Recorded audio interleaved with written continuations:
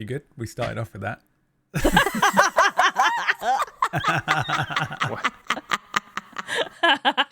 Why can't you just be normal for like 5 seconds? Why can't you guys just be normal for We rolled once? to be normal. Hi everybody, welcome to the Lost Second. Normally I would cold open, but we started off with some hyperventilating, so Excited hyperventilation. excitement. Yes, let's jump into it here. Previously on the Lost Second, the group here finally left the city of New Runenstein under the cover of darkness and night. There are groups sort of in pursuit, but some that you're aware of, some that you're not so aware of. You kind of don't fully know where they are, what's going on, whether they know where you are, whether you've given them the slip. You are on a quest to dispose of or deal with or do something with an item known as the Lost Second. Technically your quest was to destroy it, but it's seemingly an invincible item. In part of your sort of investigation, well, I suppose you were just simply told by the creator to take it to the item master, and you've come to understand that the item master is somebody that is in Sonnentor, which is a location outside of the country that you're in, Felsenhort North, and in the Fringe, sort of a city-state in the Fringe. And we join you now upon your steeds, Huey and Vlad, the ponies, and Theodore and Apollo, the riding horses. They've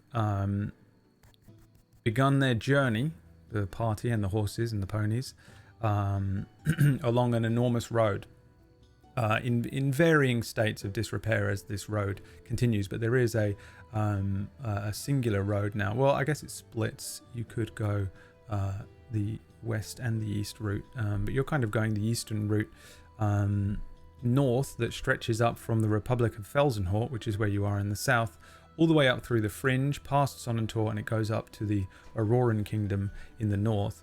And we see you guys, the four of you, on your ponies and horses in the wide fields and farming lands outside of the city itself, slowly making your way out of the city. Slowly, not because your horses are slow, but because the roads are still quite busy, even though it is quite late at night. It's after midnight. There's still quite a few people out here. There's still quite a few carriages and traders and travelers and other adventurers that are coming to and fro the capital city. So you're kind of meandering through the groups here for some time before you kind of get free of the gravity of New Runenstein, and you make your way a bit further out. Still some farming land here and there, but that kind of gives way to a lot of wild meadows, the glittering Gotterheim forest in the near distant east, and for now the night is clear. The stars are sparkling above, and the moon, Noctira, is holding gently in place in that blanket of darkness. Tooth, as you gather confidence atop Vlad's back and sort of settle into a rhythm of the road, as much as gather confidence. I'm not saying you. I was gonna say, do you mean with Brula helping me out with calm emotions? Then yes. Yeah, I mean we're still sort of within the bounds of last session, so you're sort of you've had a little time here on top of this horse or pony, and How often have you spent outside of, quote unquote cities and civilizations? Not much. I think I had, my time away from Sonator on my way here, and that's it. So, not much. And inside that was mostly I was inside a traveling cart. A Greyhound bus, which I forget what we called it. Make me a wisdom check, please. Just a flat wisdom. Doesn't have to be a saving Not a throw. save? Okay. Mhm.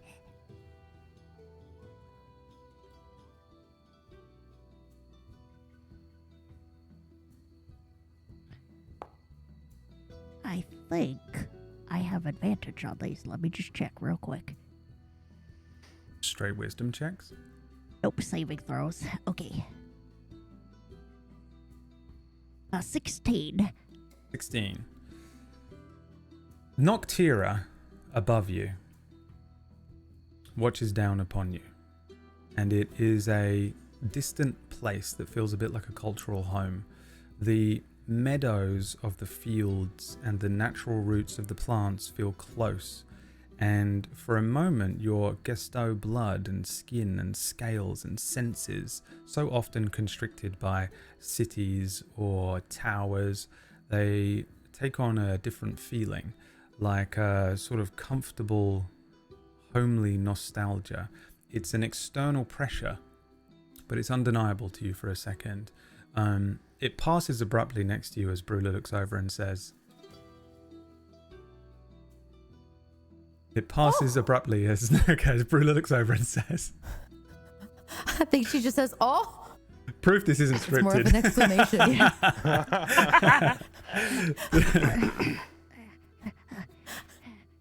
I feel like all sorts of things. The bibbles a little bit, but other things as well. How do you get used to this? As I'm still. You will eventually. You What just does have he to feel the say? rhythm of the horse. What rhythm? He seems to just be walking along very slowly. Well, Does he understand me? okay. And then Brula, you see her kind of do like an inward grumble, and she casts Speak with Animals. And you see this kind of like shake come out of her, and she asks, oh, what was his name? Vlad. She asks Vlad, are you doing okay?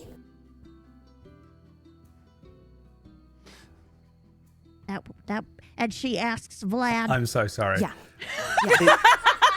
In that Proof this exact is moment, unscripted. I thought that the whole of Foundry went down on me.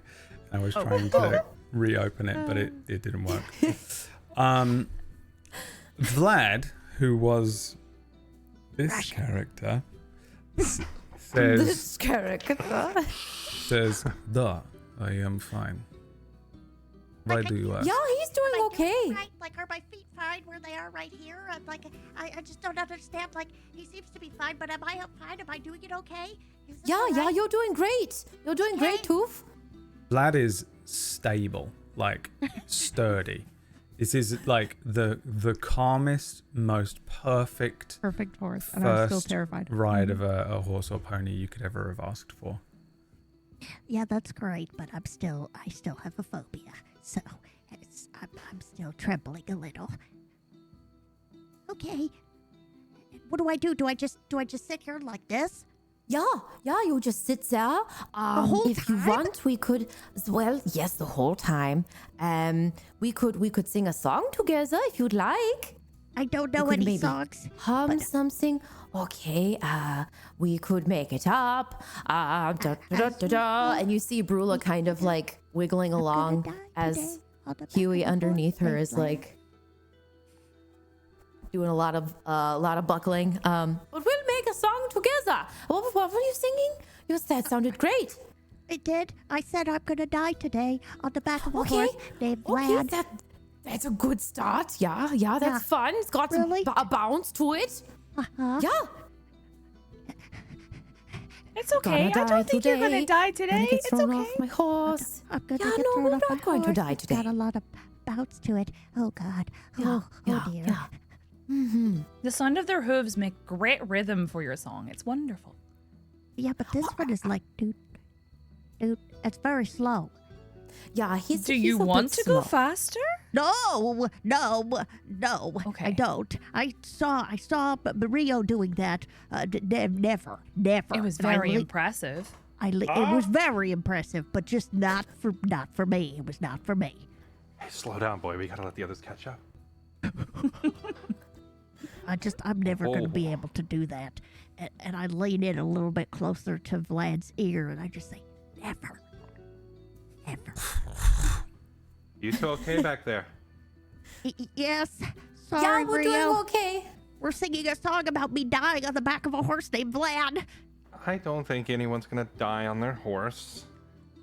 Your pony looks pretty No, calm. I won't die on the horse. I'll die as I hit the ground being bucked off the horse. No offense, Vlad. He seems pretty calm. He's very Yeah. calm, and I have no idea how he's so calm when I'm trembling on like this. I do appreciate it, Vlad. Actually, you're doing a very good job. It's not you, it's me. Yeah. Maybe we're he's used to He's happy to do it. Yeah, he's probably used to it. And you have to look at it on the bright side. It's better than walking. You'd get tired really, really easily. I think I would prefer to walk, to be honest. He's with you, probably. You would prefer to walk? I mean, you would prefer to walk. No one's making Absolutely. you walk or stand on this horse. You'll just get very tired. You'll prefer to walk for like the first day, but like, you know, around this time tomorrow, you'd really be regretting it when the rest of us are still fine and your legs are killing you from walking for hours and hours. And we can keep going this way. Mm-hmm. Your horse is probably used to it too, right? Because ponies, Yeah, it's usually not- people's first horse ride is on a pony, so ponies are used to people who've never rode before. So he's probably fine. Okay, but what if something happens, you know? What if something jumps out? Or what if something scares him? What are you afraid of, Vlad? Are you afraid of anything? And I lean in closer to whisper again, what are you afraid of? Does Brula hear that? I literally move my hands up and make a boo noise in front of Vlad. Yeah. I don't think jump, Vlad. but I don't think yeah, Vlad does. Vlad yeah. doesn't react Yeah. to Rio, but Yeah, I don't know. exactly. If, Juice does. yeah, Vlad doesn't understand common. So. No, Rio, don't I do that. That was and say, terrifying. See, look, he's fine. He's a very calm horse. He's completely unflappable. What are they doing? Vlad says to you, Brula. They are trying to scare you, to show Tooth here that you cannot be moved. You are a very stable horse. Oh, no, I'm not scared of people. You don't seem scared of anything. Do you have a fear that we should know about? Of course, anything larger than me with big teeth or can fly. Oh, okay, so anything that flies. Oh, so this is really important. So Brula says to the group, anything that can fly, or anything larger than him with a lot of teeth. Those are reasonable fears, to be honest. Yeah. When I was younger, my entire looked up to a family were seagull. eaten by giant flying winged creatures. He says he had a rough time in his childhood. Brula. I mean, who didn't? I guess that's relatable. Rough And time in Brula his looks at childhood. Tooth. Brula, you're about to tell us how calm the horse is, right? He's very calm. Yes, he's very calm. Okay, so let's It's good to carry know. on. Yeah. People were good to me. He's just chatting to you, Brula. Like, you guys are all talking, but he doesn't understand, so he's just talking to Brula. The people Yeah. were good to me, so people do not scare me. That's good to know, because I think people can be kind of scary sometime, but it's good to know you at least get along with everyone. How about other horses? Do other horses bother you? Anybody here we should be worried about? I'm And not I look down at afraid of, Huey. Horses. He looks over at Huey. Huey's like just absolutely petrified of everything. The whole like a little like dragonfly buzzes past Huey's head. Oh, what was that? And like just moving underneath. You have to like kind of take control again. It's Vlad okay, shoots him it's a look. okay. She like kind of taps him on the side. It's just a fly. Just a little one. Okay, yeah. Yeah, Okay, we're yeah, keeping we're going this way. okay. Are we there yet? Can we turn around and go home? Okay, we can almost turn around. We're almost there. And I Okay. wink at Vlad.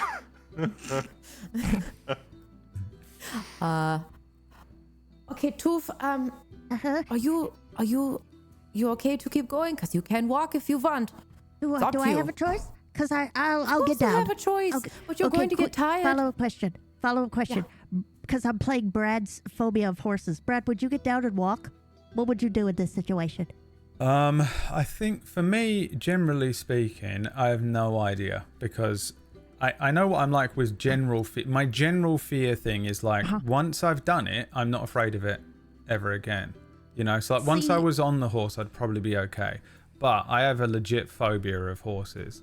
So I don't. It's not quite the same as a normal fear. It's not the same as just being afraid of something. I just 'Cause probably wouldn't. I can compare it to my fear of the deep ocean, which I did hire a boat and go out and lay in the water. But then, you know, it took like whales coming by for me to be like, whoa, and calm down. But then I got scared again. And I think I'd have the same thing happen if I.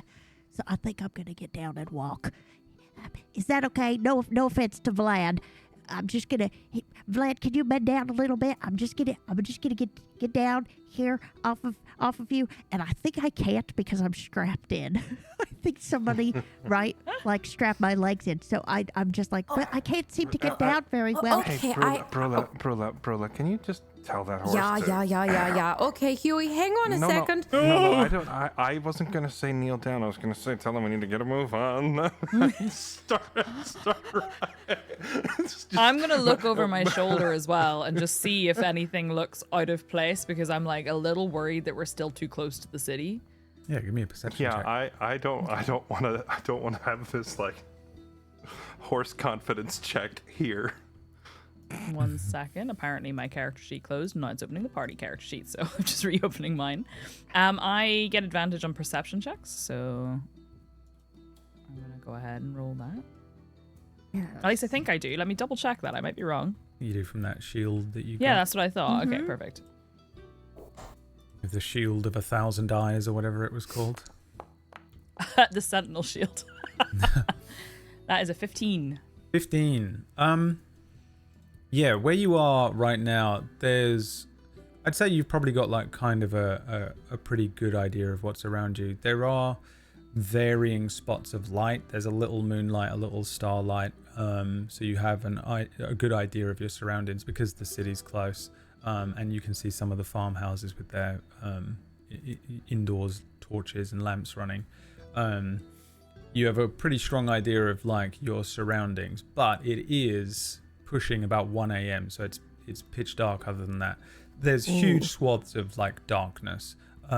Dark vision is only going to help you out to a certain level as well here. Not that you have it, but for everyone else. So in general, it would be just imagine being outside of a city and looking around, and there's just meadows and then just darkness and patches.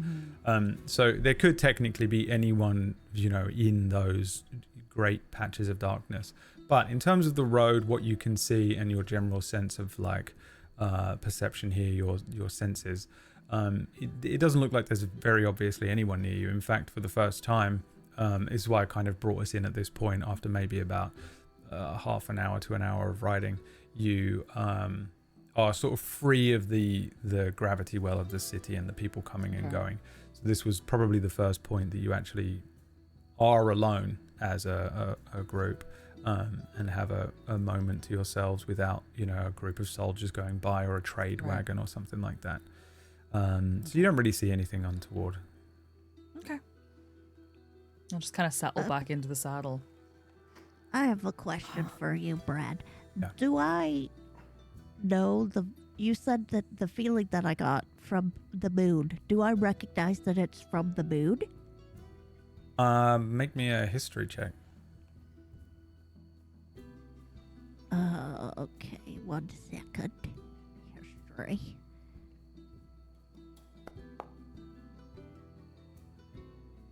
$12. What do you think on a 12 Tooth understands about Noctira and the potential relationship to Gesto?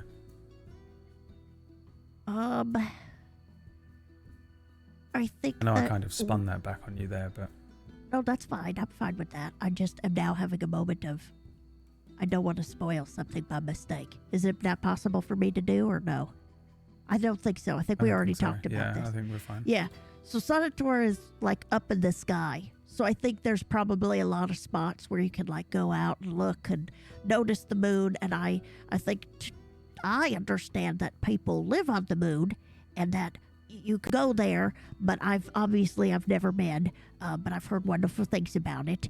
And I remember looking at the moon. It looked much bigger from Sonator, to be honest with you, than it does down here on the ground. But I don't think Sonator's big, and there's lots of, magic and things happening. So I don't think I've ever felt this before. I don't think I know that it came from the moon. I think maybe I might think it's from the horse. Okay. Or from singing a song. So, okay, that's all I wanted to know. Yeah. Okay. And it passed already. So, Rula, do you often sing yourself songs when you're scared? And Brula makes eye contact with Rio again, knowing that we actually do have to go. She goes, yes, I do, and sometimes I like to sing this one as well. And Brula casts Calm Emotions. Da, da, da, da, da, da.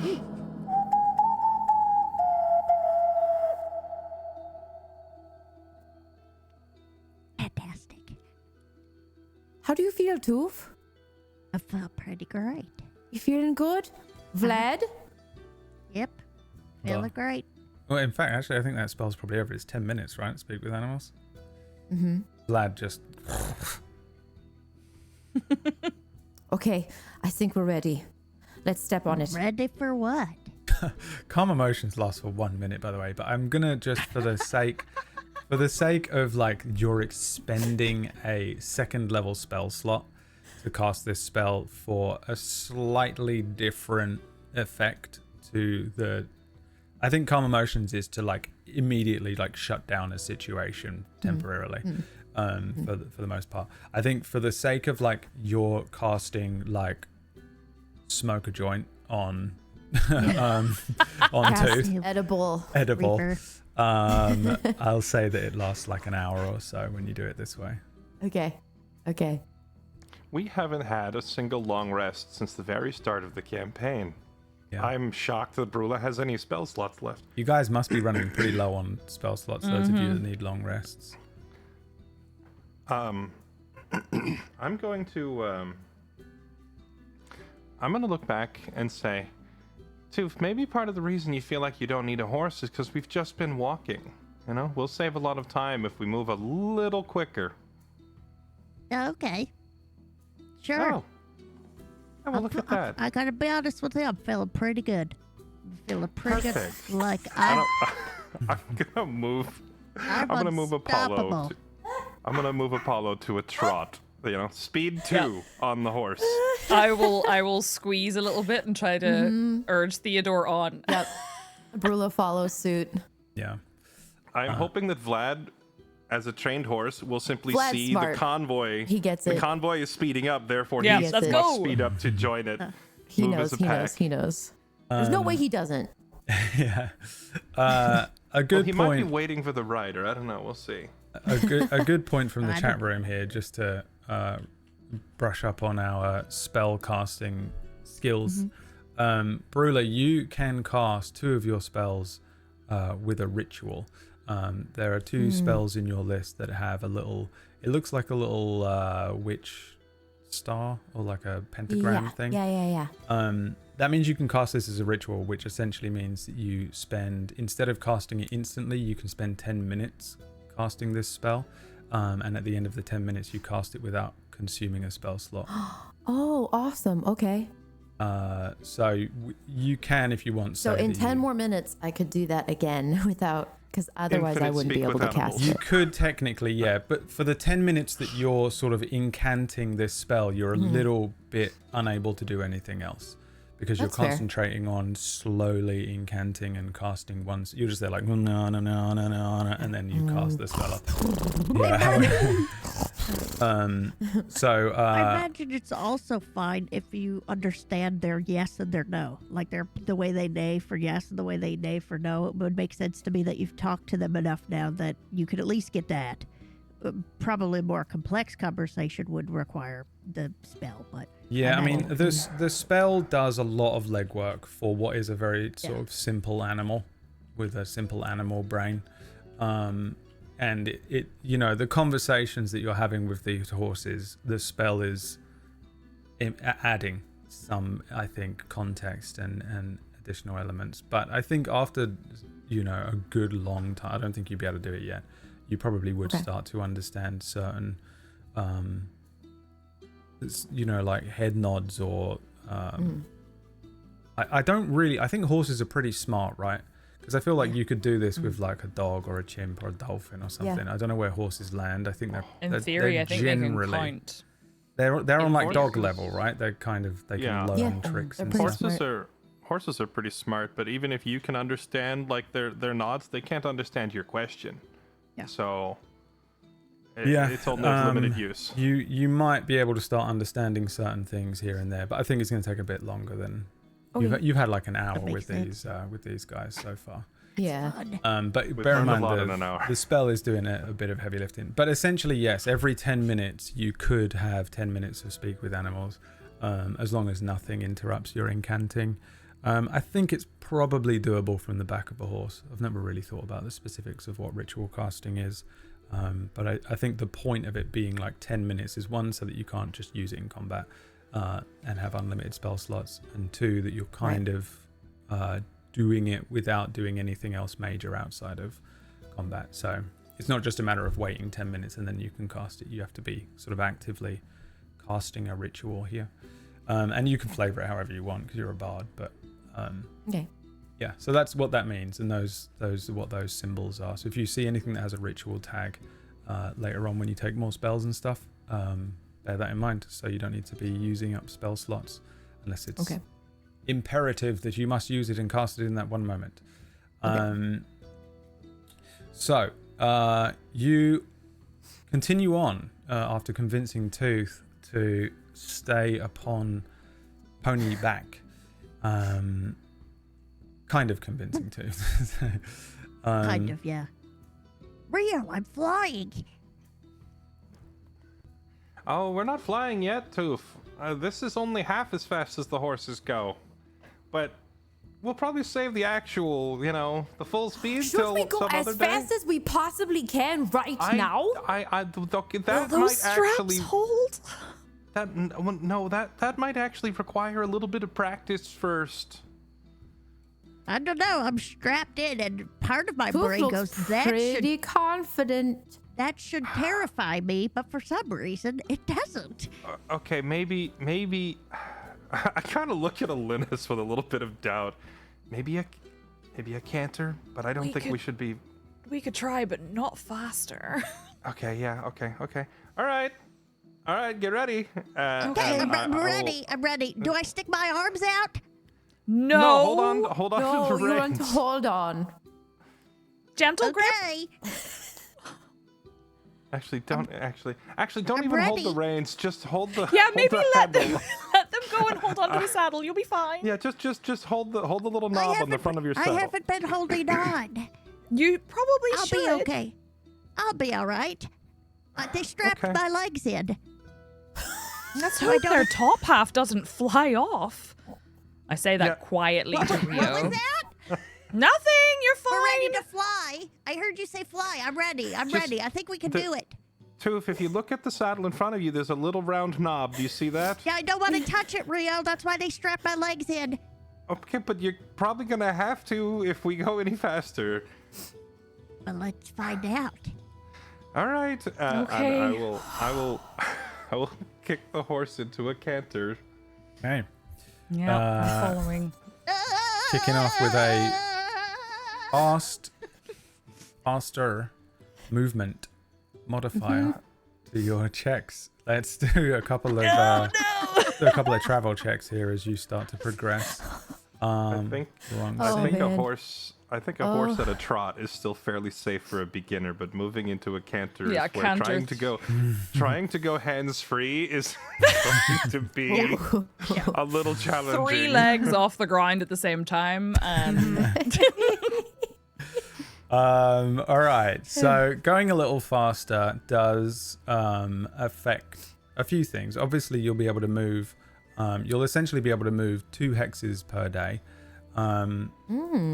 I've bumped you forward a hex because you're on horses and you'll only need to make it to the hex outside of Sonnentor rather than going from all the way in New Runestein to Sonnentor due to horseback. So you'll be able to do 2 hexes here if you just keep this pace up. It does affect your navigation checks. It's a higher DC, and you will have a higher encounter risk because you're essentially partially more likely to aggro something that might be a predator that sees you moving quicker, and also you have less of an awareness and perception moving at a slightly faster rate. It's not too... I understand the logic, Brad, but if we're moving much faster, doesn't that make us harder to jump? Like, Well, it depends what's jumping you.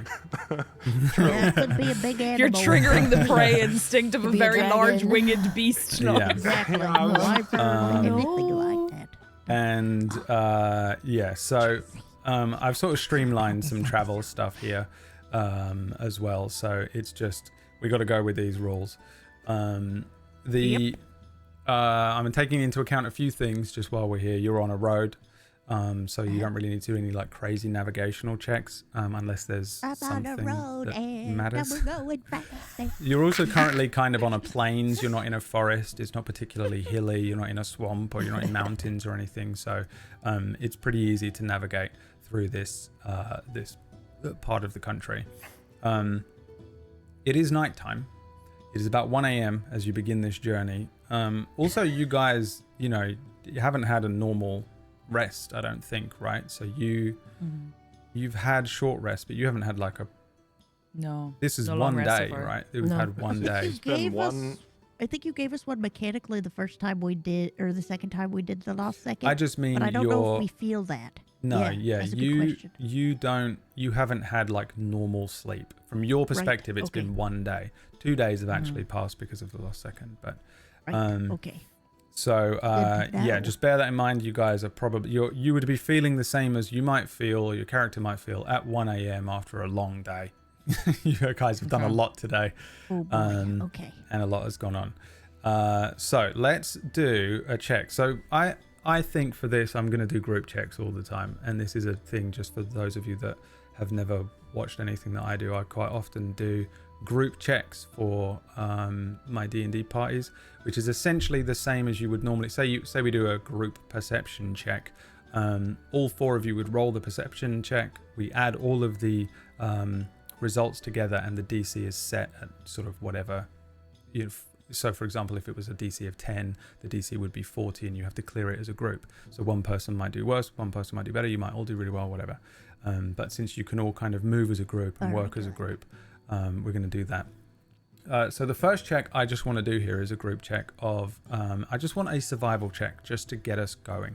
And the DC is 25 or, oh wait, no, you're moving fast. The DC is 30. Okay. So everyone roll a survival check, add any modifiers that you might have. 12. We add them all together. I got a 24. Oh, Oh, I got a 4. Glennis came in with a 15. Yeah, so Yeah, I you've, can imagine. you've easily smashed the survival check. The DC is so low because you are in such a simple area, and you start moving at a canter. You were moving at a trot or a canter. What were you going can do. at?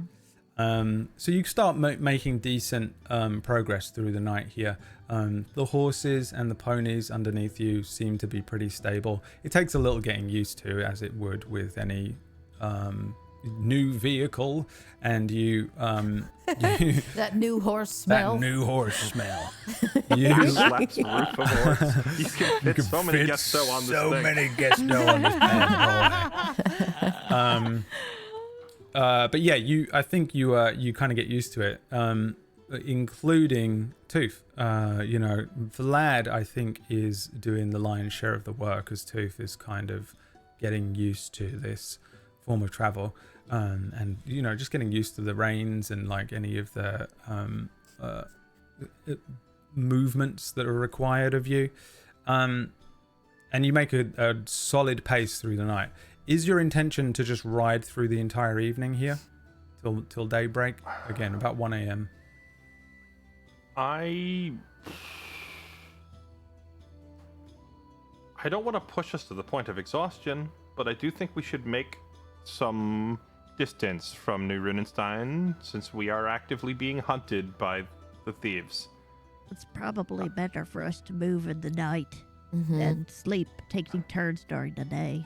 Yeah. I don't know if we talked about that or not, but We didn't really discuss it, but at some point, we're moving, at a relatively decent clip. But I also assume that we stop like every hour back to a walk to let the horses rest or so. So at some point, while we slow down for a break, we're probably having this conversation.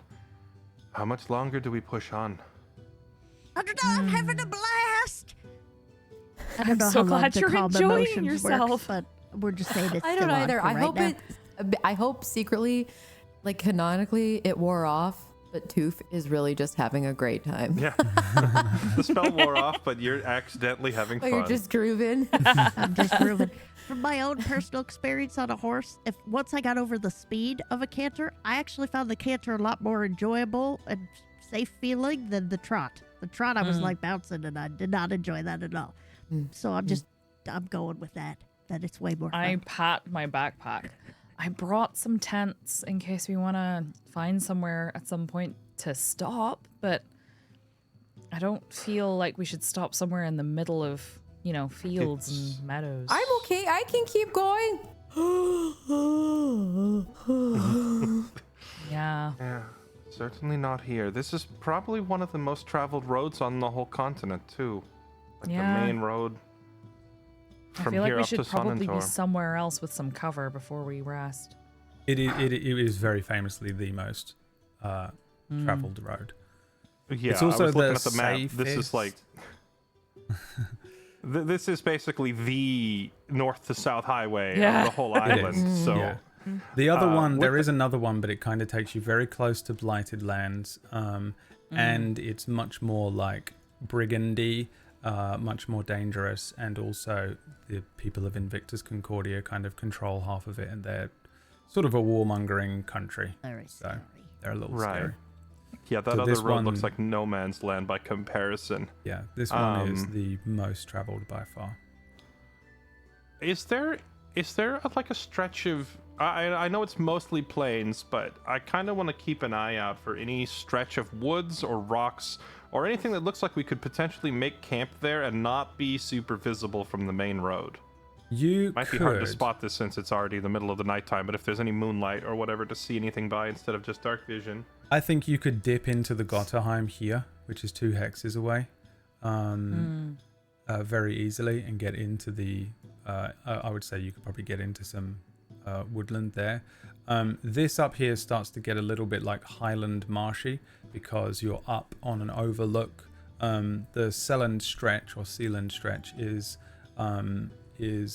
a large kind of cliffy overlook area. Think about that, that beautiful stretch along Western Island or the cliffs of Dover, that kind of a thing where you have just a rocky outcropping, but it's very salt spray and humid because it's warmer.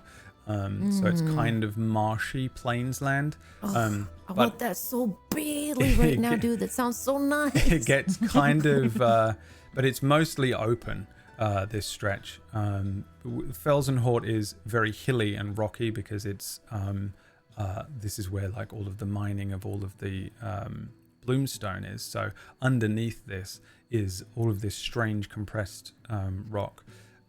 So the land on top of it isn't necessarily like particularly lush, so it doesn't have a huge amount of growth. There are these two major forests. Other than that, you're looking at hills and then highland rocky areas.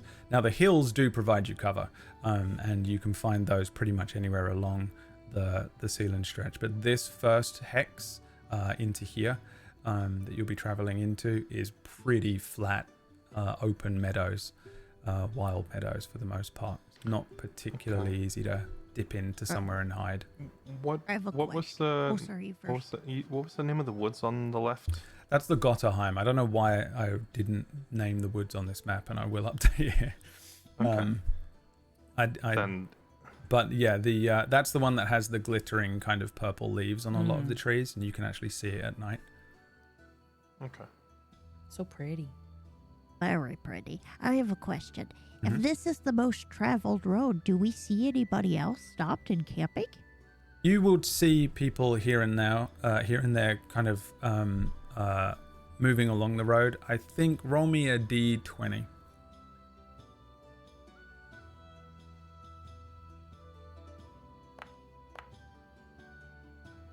Seven. Yeah, being this close to the city, I don't think many people camp. They just Yeah. push on to get They to just the push on city. to get Yeah, there, okay. and rarely do people leave in the middle of the night, and just sort of do a couple of hours of travel and then set up camp. Like, you know, there are reasons, like you have one, but I think this Only stretch, if you're being hunted or if you're up to no good. yeah. Well, So most groups- I think you don't see any campers out here, and you don't, you know, I don't think for this next hex you will either. most groups probably plan their travel a little better than we did. we kind Spur of of the left in a moment. hurry. Yeah. Yeah, we kind of Yep. left in a real hurry. But That'll be fine. like returning to our conversation, I'll tell Elenis we could duck into the Grotter home.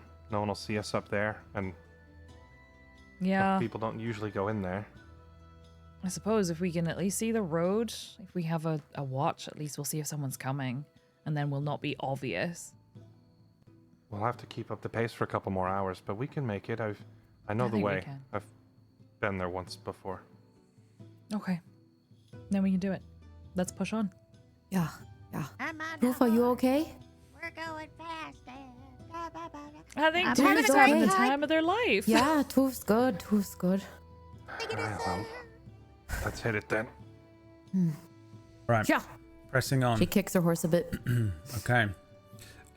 Since you're moving pretty quickly, we'll say that you move forward at least this one hex, since you're going to do, you'll essentially be able to do 2 hexes per day. And a day is a day and night cycle, like a 24 hours cycle. We will need a d6 from someone, please. What's Sorry. that? What are you doing an acrobatics I just- check for? Are you doing a flip on the back of this? You're doing some... I just want to see if I can stay balanced without touching the saddle. Yeah, I was just trying to see how Whoa, what was that into this I am. anvil? That's a nat 20. Yeah.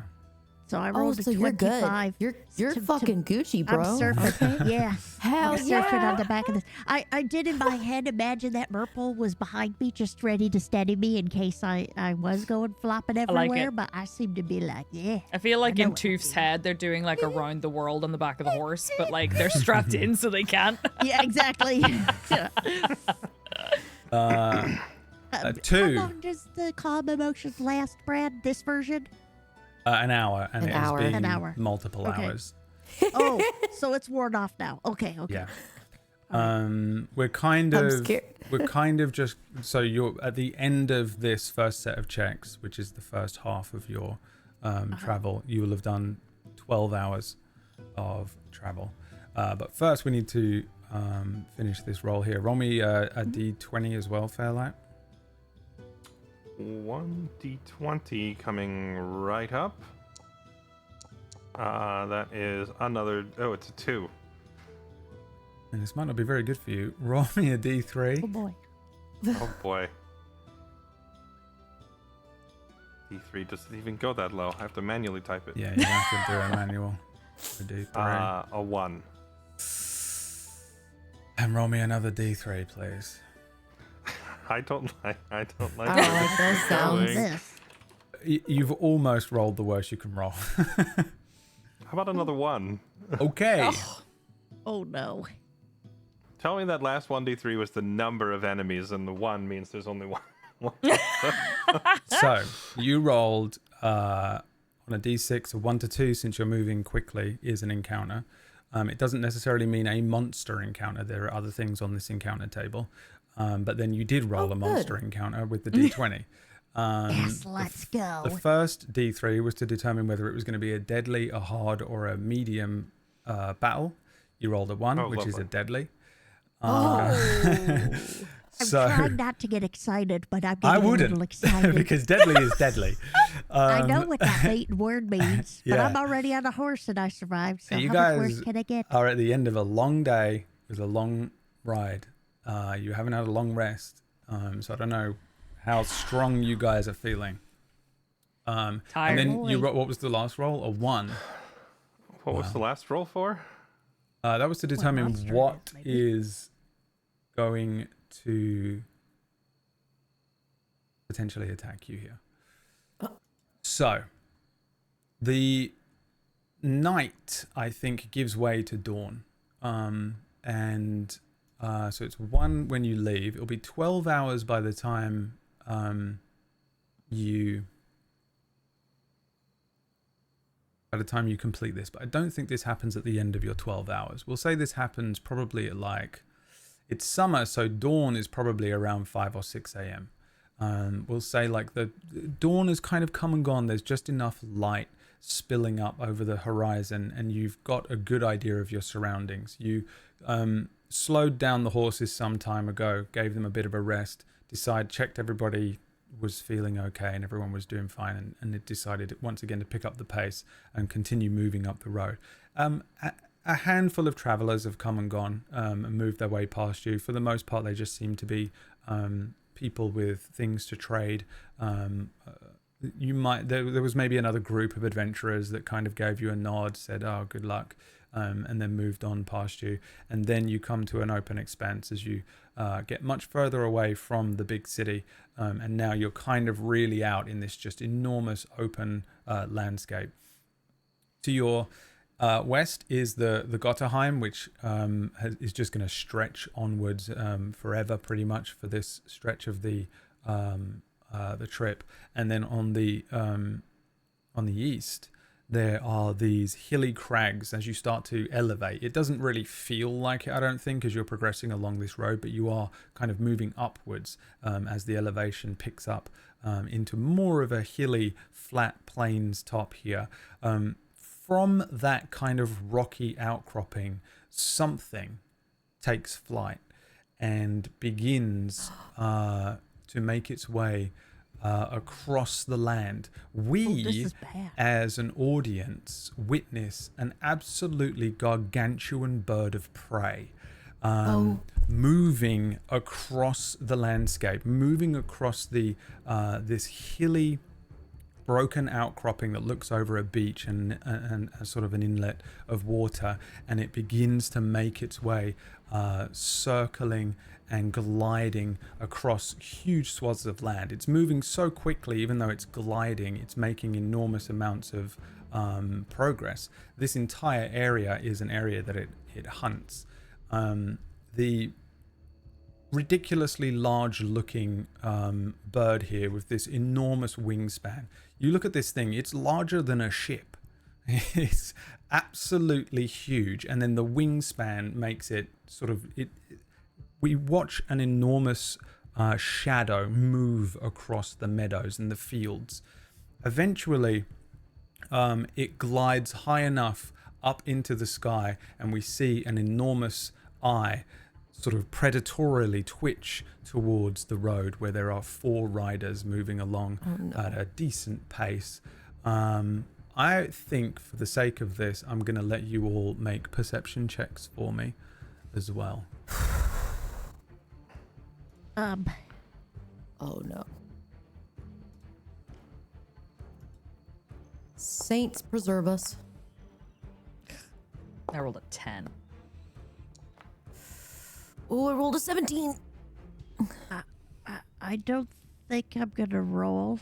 if that's okay. I did want to. Well, here's why. Because I think when the spell calm emotion wears off, I think I just panic and pass out, and then I wake up, panic, pass out. I don't want to rest.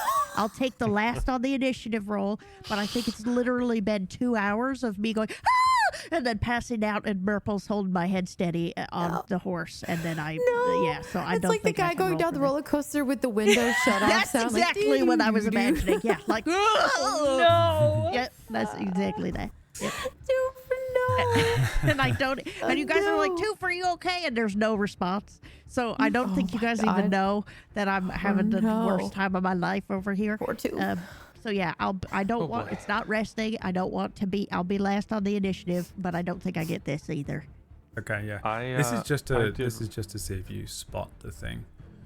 Gotcha. I did roll, but I think I'm watching the wrong side of the road because I'm looking for that forest that I want to set up shop in. Yeah. I'm looking at the sunrise and just being like, I'm never up early enough for this. Brula, roll me a d6.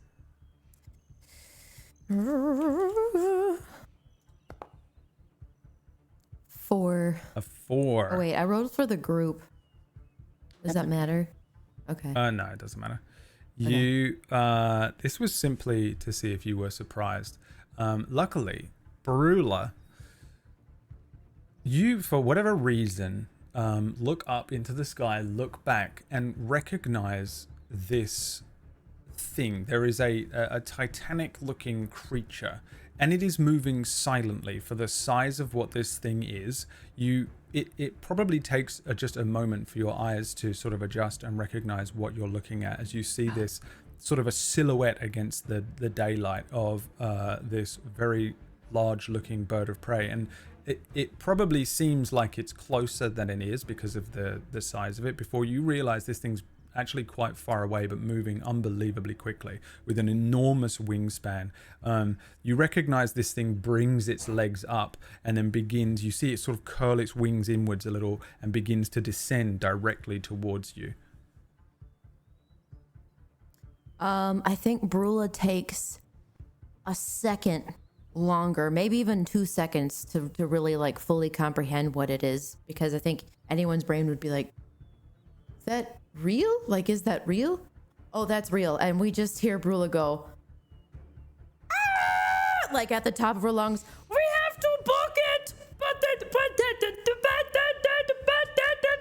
And she just starts pointing. I look at where backwards. you're pointing. Oh, Rio, we gotta go. Oh, that's really big. Yeah. It's We need fast. to It's find coming. cover. We need to find cover, like, now. Into the woods. We can't stay on the road. That thing. No, we gotta go. Okay. Oh boy. You may all make me animal handling checks, and I'm sorry, Toof, but would you like That's to make fine. yours at disadvantage? Because I Yep. feel like, narratively Yep. speaking, that would be the Yep. case. Oh, no. Totally agree. Good luck to me. 8. 8. That's right. Am I rolling for the group again? Okay, no. I got a 10. 11. 19. Through sheer luck, because I don't have high animal handling. Yeah, these are not great rolls for what you need to be doing here. You Oh, God. Tooth, I think Uh-huh. Vlad is confused by the signal that you're giving here. Because you're not an experienced rider and you've probably only just sort of got to grips with the basics of riding. And again, I'm not a horse expert here, but the signals that you give a horse with the reins and your stirrups and stuff, I think Which confuses yeah. Vlad a little. And instead of like, while the other three immediately peel off from the road and start like kind of booking it towards the forest line, Vlad sort of slows down confused a little bit. You feel the sense of Vlad pulling to one side as if he's going to sort of follow the others, but also you get the sense that there's a little confusion from the signals that he's getting from you on top with the reins and the stirrups or whatever you're doing to signal this. So instead of kind of naturally following the group, Vlad just kind of stays on the road and continues to move forward. The other three, you all immediately peel off of the road and start making good pace. For the record, this creature that's following you has a rough speed of about 120 feet, whereas your riding horses, and I'm going to say the ponies as well, have about 60 feet. So it's about twice as fast as you are. You three are doing full speed off the road towards the forest line, but I think very quickly noticed that Tooth is still on the road and kind of just moving forward, confused look. What do you do? Alinus immediately pulls back, turns her horse around, and tries to get behind Vlad and goes, yeah! Allie! And Brula notices Alinus. What's happening? What's going on? We gotta go! We gotta go! Come on, let's go! Go where? What's Squeeze your legs! Squeeze my legs? What do you mean? What do you mean? Squeeze the horse's side with your legs! We gotta go! I'm squeezing! I also see what's happening, and I turn to help, and this is such a terrible time to do this. I also Rio, what do kind you of mean? built. What are you gonna do, Rio? What do you mean? I built some restrictions into this character as a result of his. Yeah. I'm as a gonna result. die on the back of a horse. As a result of Rio's trauma, like the rough time that he had in the prequel, if I have to run towards a big monster, well, you all saw the first time it happened and I just jumped in fearlessly, but now I can't do that anymore without rolling. By the way, I love So- that. Totally fair. That is also why I've been passing out on the back of this horse. So I'm here for the try hard. Let's go. No So- judgment here. Yeah, it's a terrible time, but I made this decision when I made the character. It's So way I cool. see what's happening, and I turn back to help, and then I just see the size of the thing, and the old fearless Rio is just gone. Instead, I just look up at the thing and stop, and I have to make a wisdom save, do roll it. a fear check, Let's do it.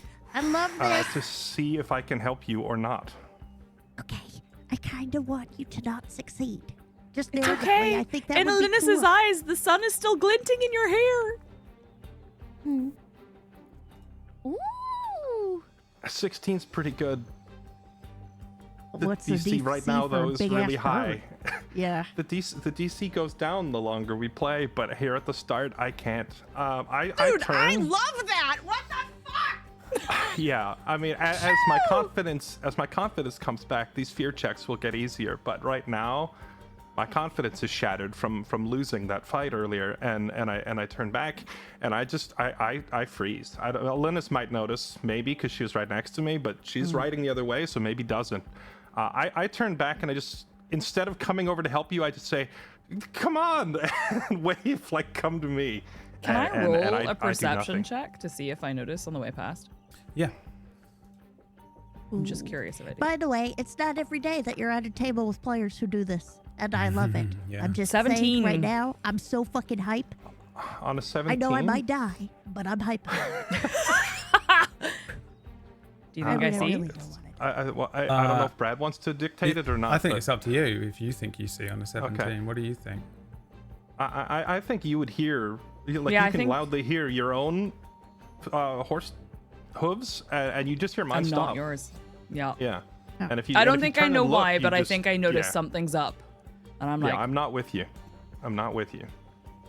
that's okay. I'm fully now right next to Vlad and Tooth and going, come on, we gotta go, let's go.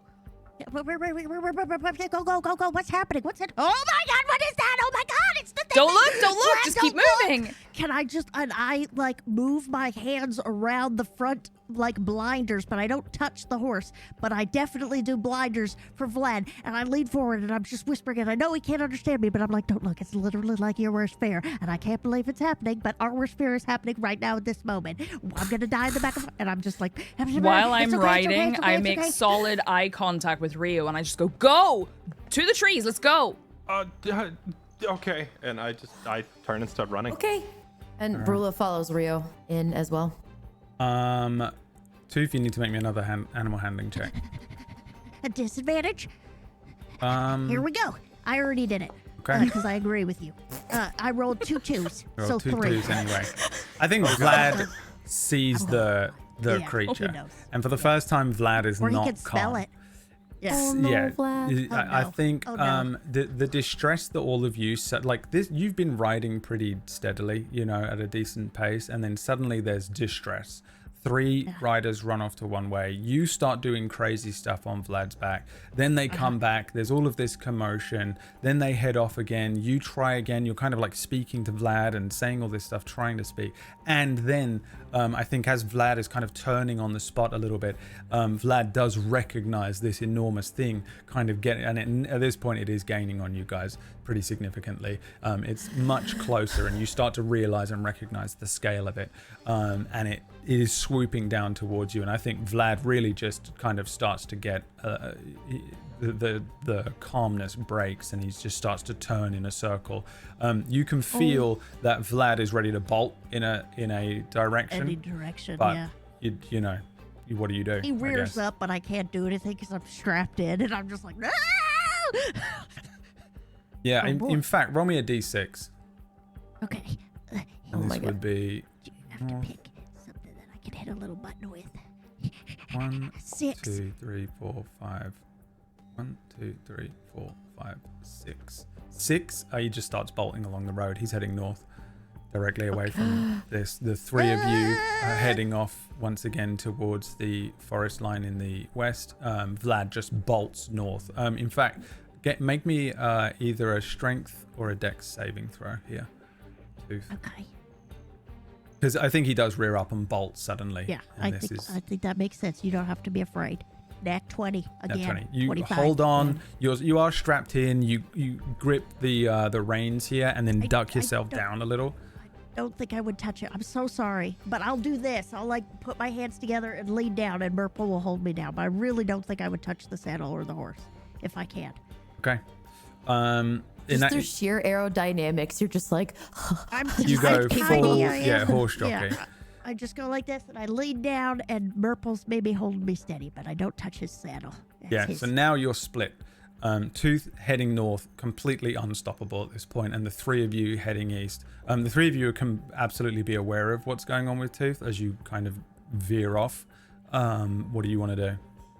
I'm singing a song right now, and I think some of you can hear it because I'm belting it at the top of my lungs. I'm on a horse, and I'm gonna die, and Rio's gonna save me, I think. I have 2 questions. Oh, why do you have to say it? 1, how close are we to the tree cover? Not significantly close. So I don't feel we're going to make it before it lands. And 2 is got what several direction hundred is feet. it coming? Is it coming after us or is it coming after Tooth? I think it's. I was you- just about to ask, is it I don't think it's veering? gonna land, guys. I think it's gonna pick up the horse and its talons. Yeah, but and take which us away. direction is it Yeah. going? Yeah, make me, I guess, insight checks. Let me see if there's anything else that makes sense for this. Nature checks? No, I think insight checks. That's wisdom based. 11. 11. 2. A 2. 4, excuse me. It's pretty What are hard we to rolling tell. for? It's Just it, determining which way Insight. it's going. yeah, it's Yeah, which direction's predominantly coming from the south east here. So it's kind of hard to make out who it's going for, but there is a slight twitch, Rio, that you recognize in a wing as it dips itself slightly to the right of its right, and seems as if it's going to go after the one singular lone rider, the easier prey.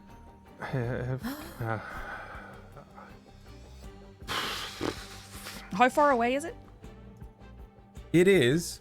Thank you for asking, because that will determine a significant amount. I say it's about 200 feet away. Okay. Why? And it's gaining. And it can like travel at 120 feet. You have seconds. Oh, Yeah. okay. Yeah, yep. I'm gonna try something here, real quick. Sorry. Do I? In fact, this is basically I? the last thing you can do before we roll initiative, I think. So I what was do you gonna- guys want okay. to do? Yeah. Do I recognize what's happening? Like, do I recognize the same thing, that I'm alone and they're over there and my horse is not going and I'm like just trying to stay on? But do I know the creature's coming towards me? In this chaos and the fact that it's directly behind you, are you looking back to see it? Are you watching this creature and trying to determine that? I imagine that I went like this with my hands and I leaned down, and so my head is tilted one way. So if I can't see, if I can look back and see, then yes. Give me an insight check then. Okay. I just did a wisdom saving throw to see if I could even stay calm during this, so hold on.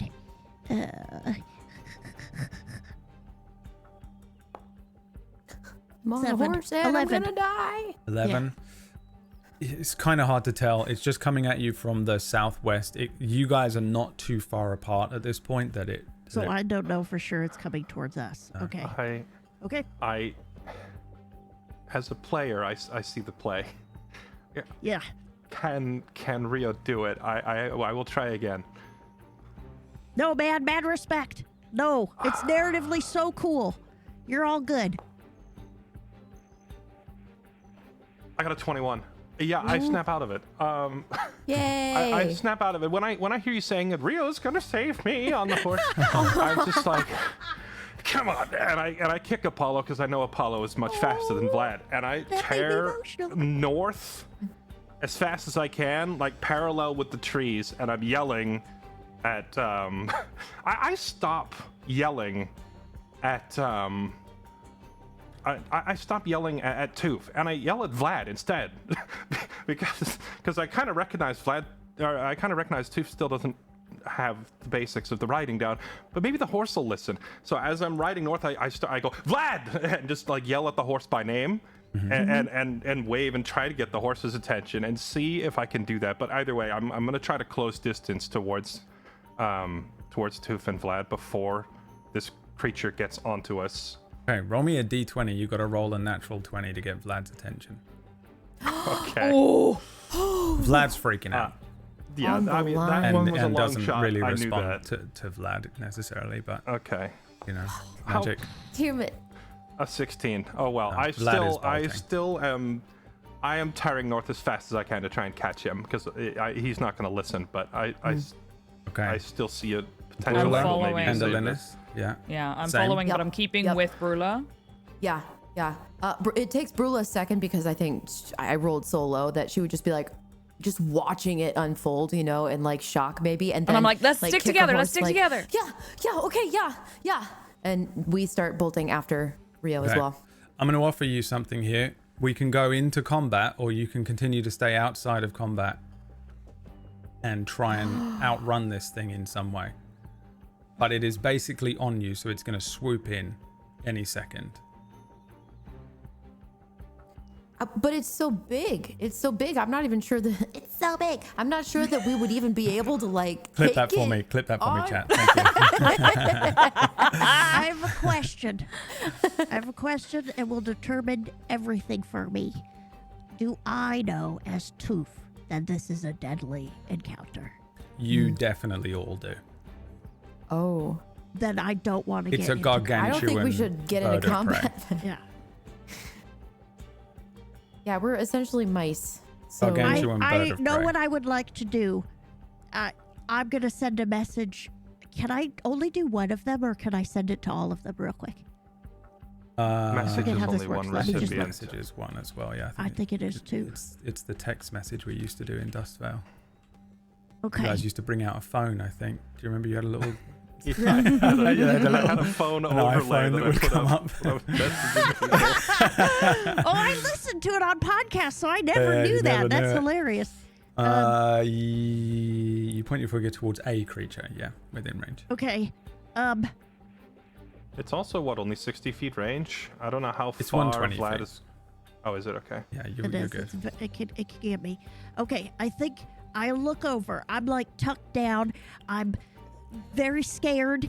My horse is very scared, and I see that you all are trying to come and get me. And then I see the big bird creature, and I just a moment of maybe the moonlight. I can feel it on my skin, and I'm just. For whatever reason, I just have a weird moment of stillness, and I send a message to Rio, and I say, Go. I'll use the last second. Get away from me.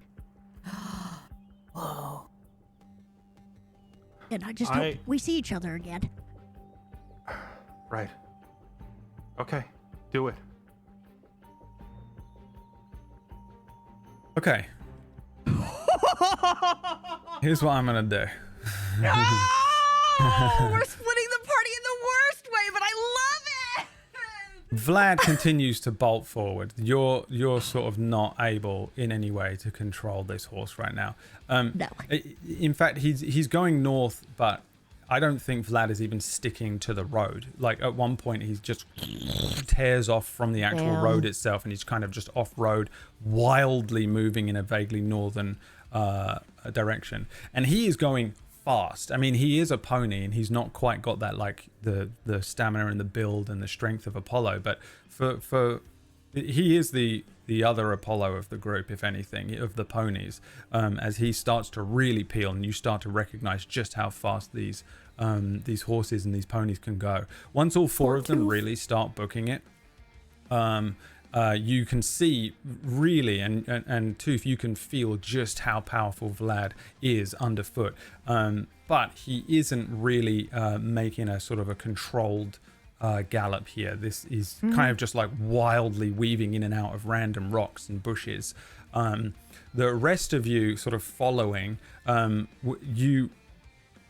Rio, are you gonna split here?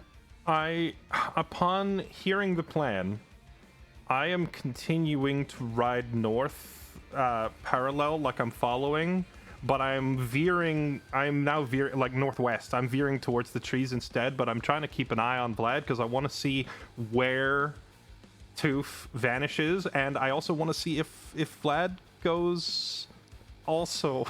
I don't know if the last second can bring the horse along, and we might. And we don't know what's happening, so I'm just like watching Rio and go, Rio, where are we going? Like, Brula's like, what's happening? What about Tooth? I would love to explain, but I feel like in the moment Rio can't. Like, I can't turn backwards and yell over the wind, riding full speed, facing backwards. So I just have to ignore the yelling behind me, and I'm moving towards the tree line because if the horse vanishes, the bird comes after me next. Yeah, and I know this. I won't do it unless you're in the tree line, unless you're safe. So the faster you guys get there. Well, I don't know if you're watching me, but I am moving towards the trees, but the thing is on you, it's not on me, so I'm watching to see what happens. Yeah, I'm tucked down and my head's back so I can see you guys, and I'm just waiting. I'm going to do it till the very last second. Oh no. Okay. That made me emotional.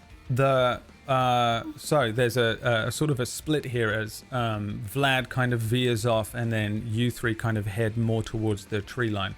Very obviously, this creature heading down behind you kind of seems like it's aiming itself towards the singular prey.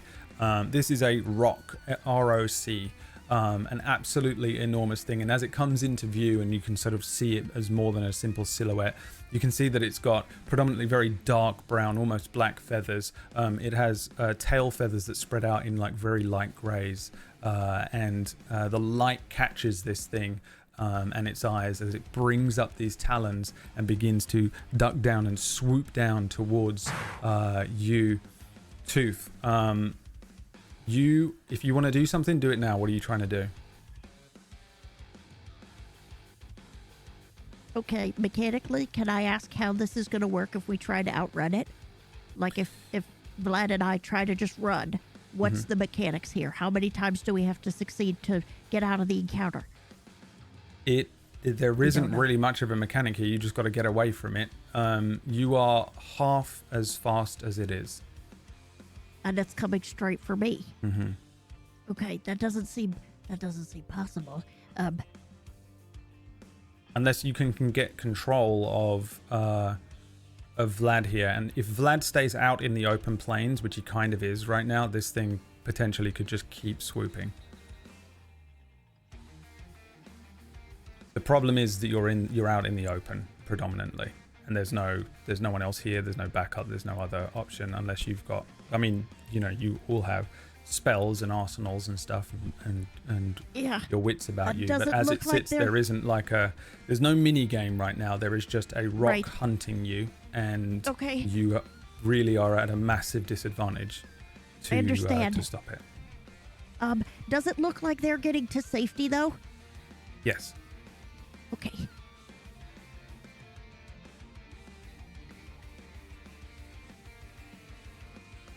I'm gonna wait. One more round or one more thing. I know it might come in and grab us, but I don't want to. Oh, I have to turn it on. I don't even know if this is gonna work. Okay, can I? I pull my bag up to me and I whisper. Okay, last second.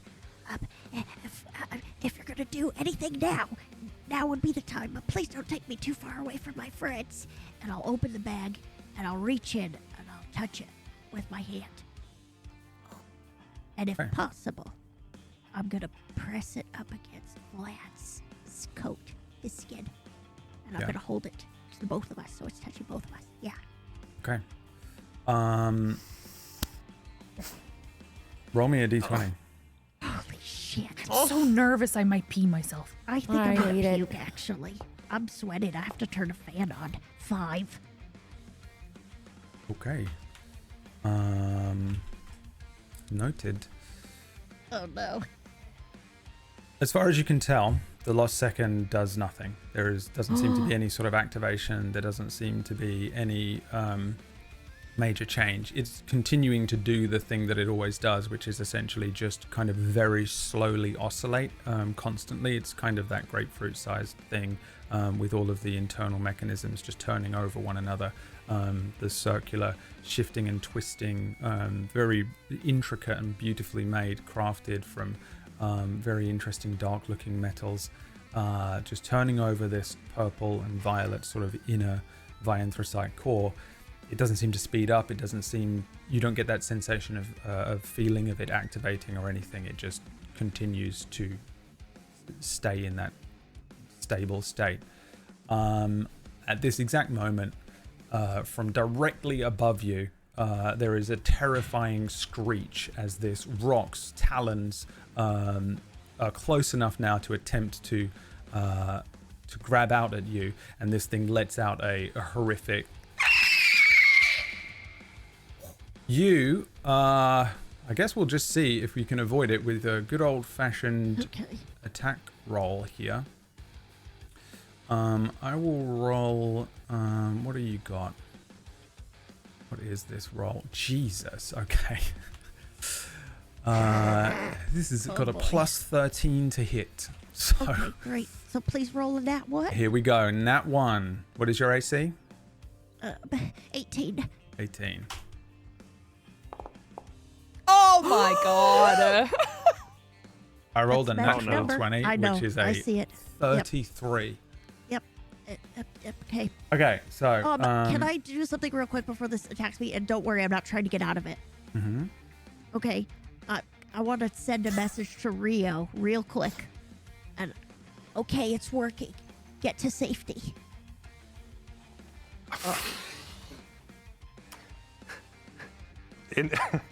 I would say insight check, but I don't even know if I would insight in this scenario.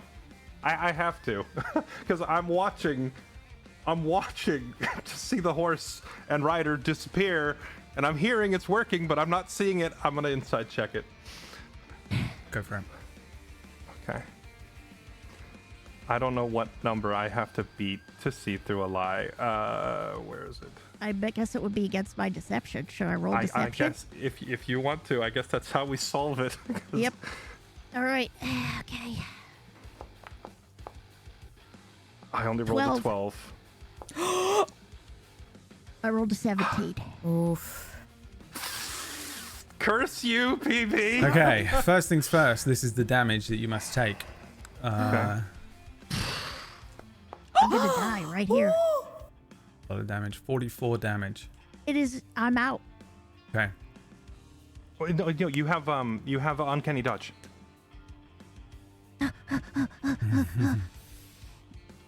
You're right. I do. Hold on.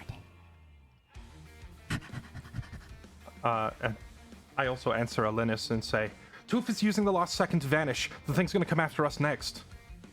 I don't think Okay. I do have uncanny dodge. Hold on. Do we let me know look. how to do that? It's a good question. Tooth said it was working, though. Does it look like it's working from our You could perspective? take a reaction, have the half against you. Wow. Yes, I'll do that. I do that. Wow. Thanks for saving me, Rio. I knew you would. Okay, so you Okay. take Rogue half damage, is it? enthusiast. Yeah, half damage. Right, so you take 22, presumably slashing. Yep, slashing damage. However, you are grappled. So Yep. here's what happens. From your perspective, Alinus, as you asked, and from the rest of you, this thing lets out a horrendous screech. It's so loud because this thing is huge, and it rolls across the plainsland. The enormous thing swoops down. You see one of the talons close around Tooth. The second one kind of grasps like at an awkward angle towards Vlad, but closes oddly as Vlad veers one way. Tooth is pulled very awkwardly one way off of Vlad's back. The straps that are holding your legs in, you feel a horrible tension as your legs are pulled, and then they're snapped, and this thing then just rockets directly upward with you in a talon. As it flies upwards, it easily makes 60 feet in almost a directly vertical upwards trajectory. When it brings its talon up and lets you go, you are then launched upwards above this thing. It opens its beak and moves as if to bite at you. You are about 10-15 feet ahead of it as you're just lifted and launched upwards. The G-force that hits you probably makes you feel sick. You turn over and turn over and turn over in the air. This thing opens its beak and goes for you. What do you want to do? You're in midair. All three of you see this very clearly. Am I able to make a roll to, like, get out of it or to dodge its beak? Or is you it better tell for me to me- try the last second again? You tell me what you want to do in this moment. You're kind of spinning grappled, over right? in the air. Oh, or I'm in the air. Okay. It has released you and thrown you upwards, as if it's kind of doing a thing where it's kind of launching you up in the air and it's just going to eat you. Yeah, it's going to eat me. Well, I would like to try to do like an acrobatics to see if I can get out of the, tumble and skydive away from its beak, which I know is really bad. But I feel like my two options are, let me just talk myself through this real quick because my whole life depends on this. My two options are I dodge out of the way and use my Vire Coil and shoot it in the eye, or I try to get the lost second to work again. I think I have to trust the lost second. I think I trust the lost second. Can I take an That's action crazy. as well? Yeah. How far away is it from me right this second? You guys bolted away from Tooth, and Tooth headed in another direction. So I'd say you probably made it your full 60 feet of movement away from where Tooth was picked up off of the ground. And then Tooth is about 67, probably about 70 feet off of the ground. I can't remember how you calculate this, but Fairlight knows. You're 60 feet away horizontal. Tooth is 70 feet up from Tooth's point. I don't have any spell slots. And then spell whatever slots that to is, cast whatever that Waterfall. I'm fucked. Pythagorean. Then Yeah, where's the rock? I need to know where the- the rock is.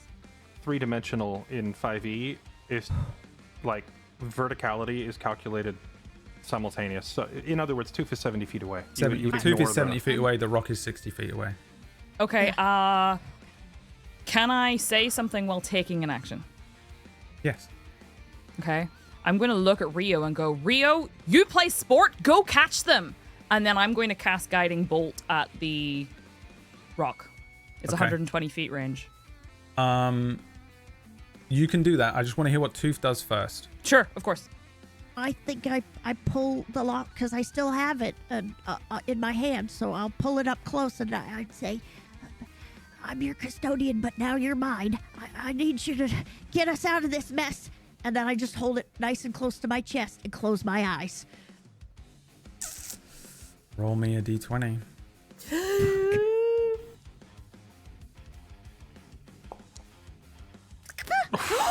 That's a 1. Farewell. As far as you can tell, The lost second does not react once again. There doesn't seem to be any change in the device whatsoever. Okay. This very unknown, unnatural, and strange device continues to be very alien in your hands. I don't want to rub salt in the wounds or anything, but you guys haven't even done an investigation check on this thing. You guys checked out that little knife, but didn't actually really look at the thing that you're carrying. You know nothing about this, unfortunately, which means you're going at this as much as you're sort of just going with a hope and a prayer, and I'm giving you a D20 here to allow for a hope and a prayer because we're in a magical setting, so fuck it. Unfortunately, this thing is very... You do not know how this works. It is such a complex and bizarre looking device. To manually activate it is just so far beyond anything you understand. So just That's simply fair. hoping and praying and holding it to you and asking it. It doesn't seem to work for whatever reason. You want to figure that out. You recognize again, it doesn't activate. You don't get that sensation, that change. There is, however, as a guiding bolt goes off, so you can make that guiding bolt attack. The DC, the AC on this creature is a 15. So just make me an attack roll. It's a 9. This guiding bolt, whatever it looks like, just launches past this creature in the sky as it opens its beak. And May I also take an action? you and Brula can do something in this moment if you'd like. Again, it's about Okay. 60 feet away from you. Okay. You guys are all on horseback still as well, like Yes. probably Yeah. like turning I a will little just- bit and not necessarily turning back, but kind of so that you can get an Sure. angle on this. I am just quickly to Brula say, do you know Featherfall? No, I wish I did. Then this is gonna hurt. And then I am going to jump off my horse. And then bonus action, Misty Step in midair. And appear in front of Tooth with my hammer, bringing it down on the creature's beak. Okay.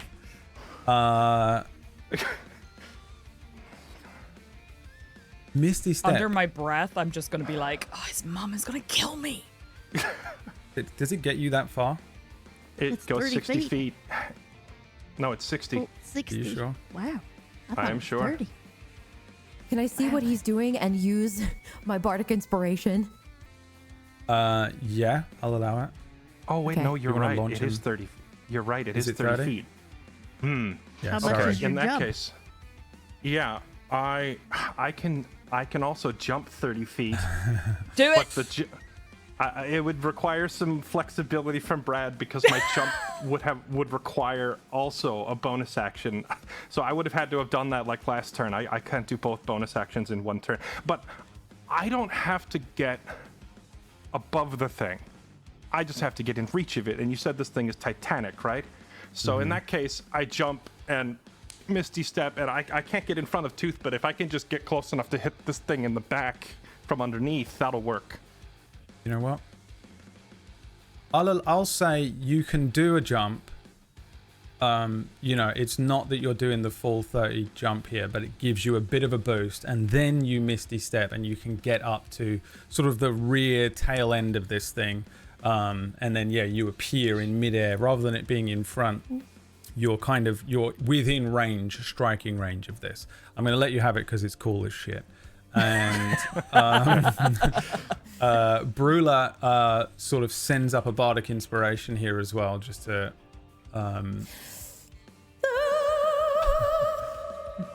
you are bardically Sounds like that. inspired. I You just swing for the fences. may make me the attack as well. AC on this creature is 15. Okay. Now I just pray that I don't get the worst roll of all time. Come on, Rio.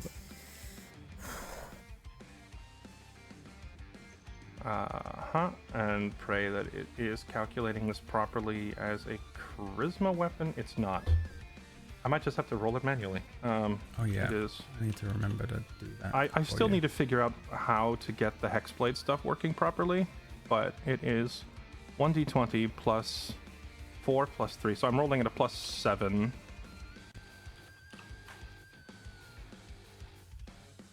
I have 15. Makes it, breaks it. Give me the damage. Okay.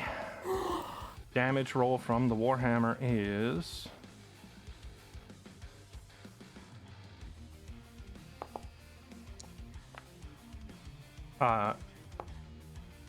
it is 10...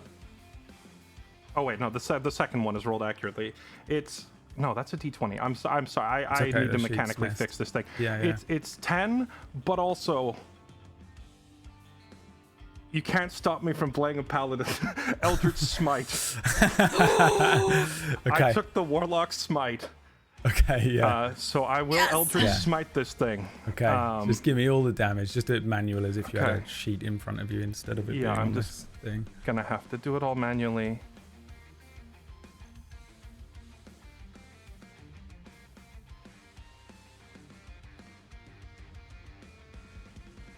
So it is 10 plus 22, 32 damage, and Eldritch Smite knocks the victim prone with no save. Whoa. What does that mean? I learned this the other day by watching a different D&D thing. What happens to flying creatures when for they're a not flying prone. creature that is prone, it loses its flying speed. Yes. In other words, I'm trying to spike it downward. Yeah.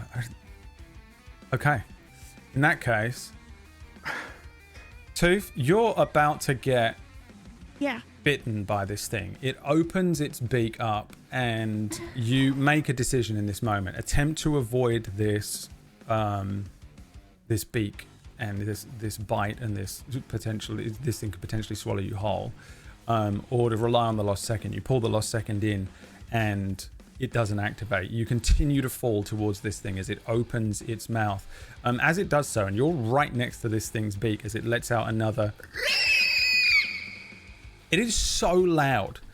It screams in pain as a guiding bolt goes off one side of this thing, but you recognize that it completely missed, and then it turns awkwardly in the air. Its wings kind of fall inwards under it. There's like a buffet of energy and wind as you're kind of turned in the air as well, and this thing just begins to plummet and fall towards the ground. As it begins to plummet, you're already falling. You recognize there's another person falling from as this enormous gargantuan creature gives way. You see falling from the other side of this thing, Rio. All of you are now falling 60 feet towards the ground. Is there anything you want to do, or are we just going to calculate a bunch of fall damage? It'll kill me. I can't. I look at Rio. I think there are tears in my eyes. They're wide, and I just say real low, "What did you do? I can't save us." They can. I hope you're right. Okay. Can I take an action again, or is it done for me? This is the next round, I think. So you may do something if you have something you can do right now. Everyone Okay. is about to hit the ground, so I'll let you and Brula do something from the ground if you want. I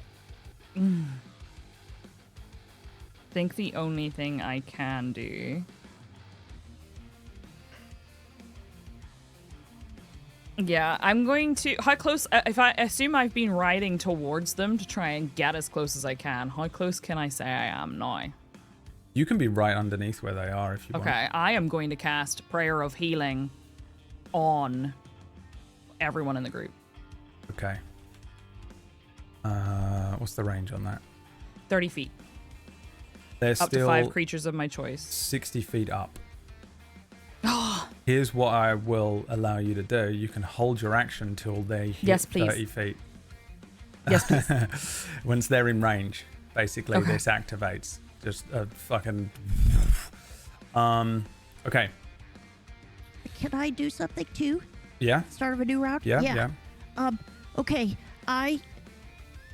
when Rio says they can, I look down and I see the two of them getting ready to do some sort of magic. And I think I look back at Rio, I blink the tears out of my eyes, and I reach out my hand to grab his hand. And then I have Murple hold on to me to just try to slow our fall a little bit. But I don't break eye contact with you. I reach my hand out to hold your hand. Yeah, you two kind of do the thing. I think like you're quite far apart at first, but as you're falling, you do that thing that skydivers do where they come in close and you're able to reach out. Maybe Murple helps you move through the air. Murple, I don't think, can do anything to slow your descent. She's can hold trying. up to 10 or 20 pounds or something like that. It's not going to be a lot, but it's cinematically, it's dope. Yeah. Murple's attempting, but it's not technically really going to be able to do enough, I don't think, at this state. I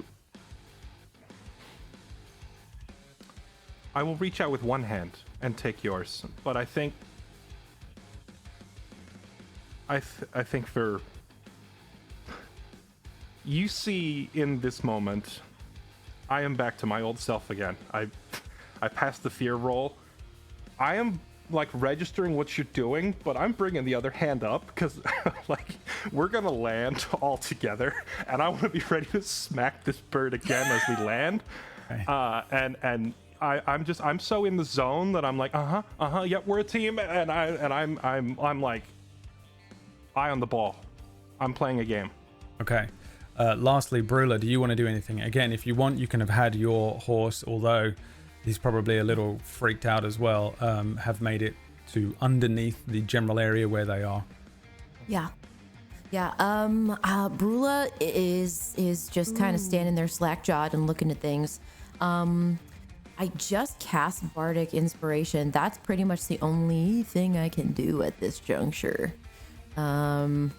So you see Brula just kind of like on the ground and singing, even though it might not do anything. She looks very proud to like, but there's really not a whole lot else going on.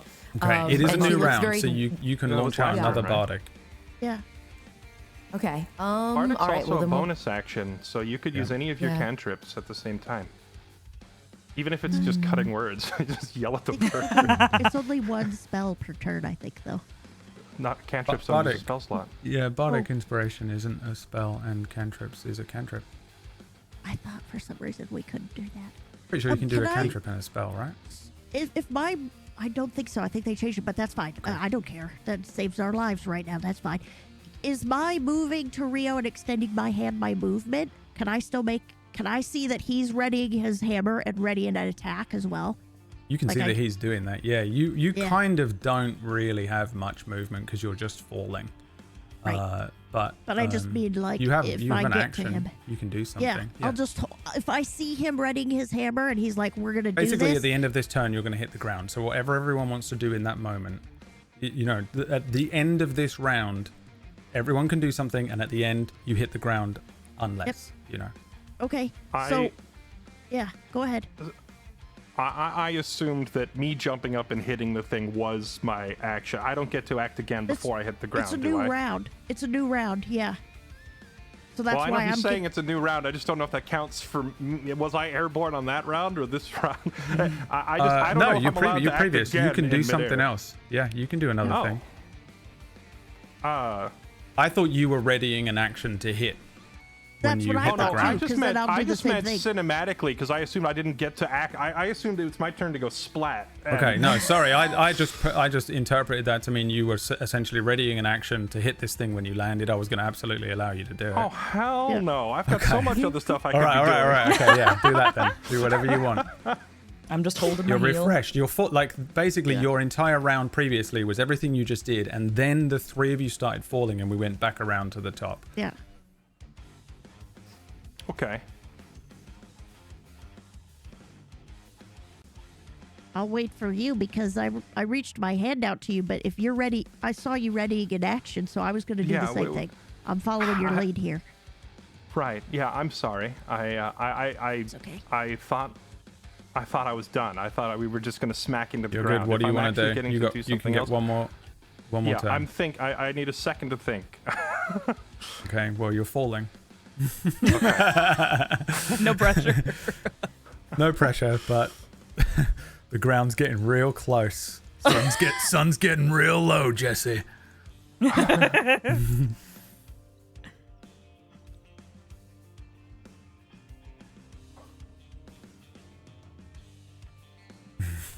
For audio listeners, that I want that gift.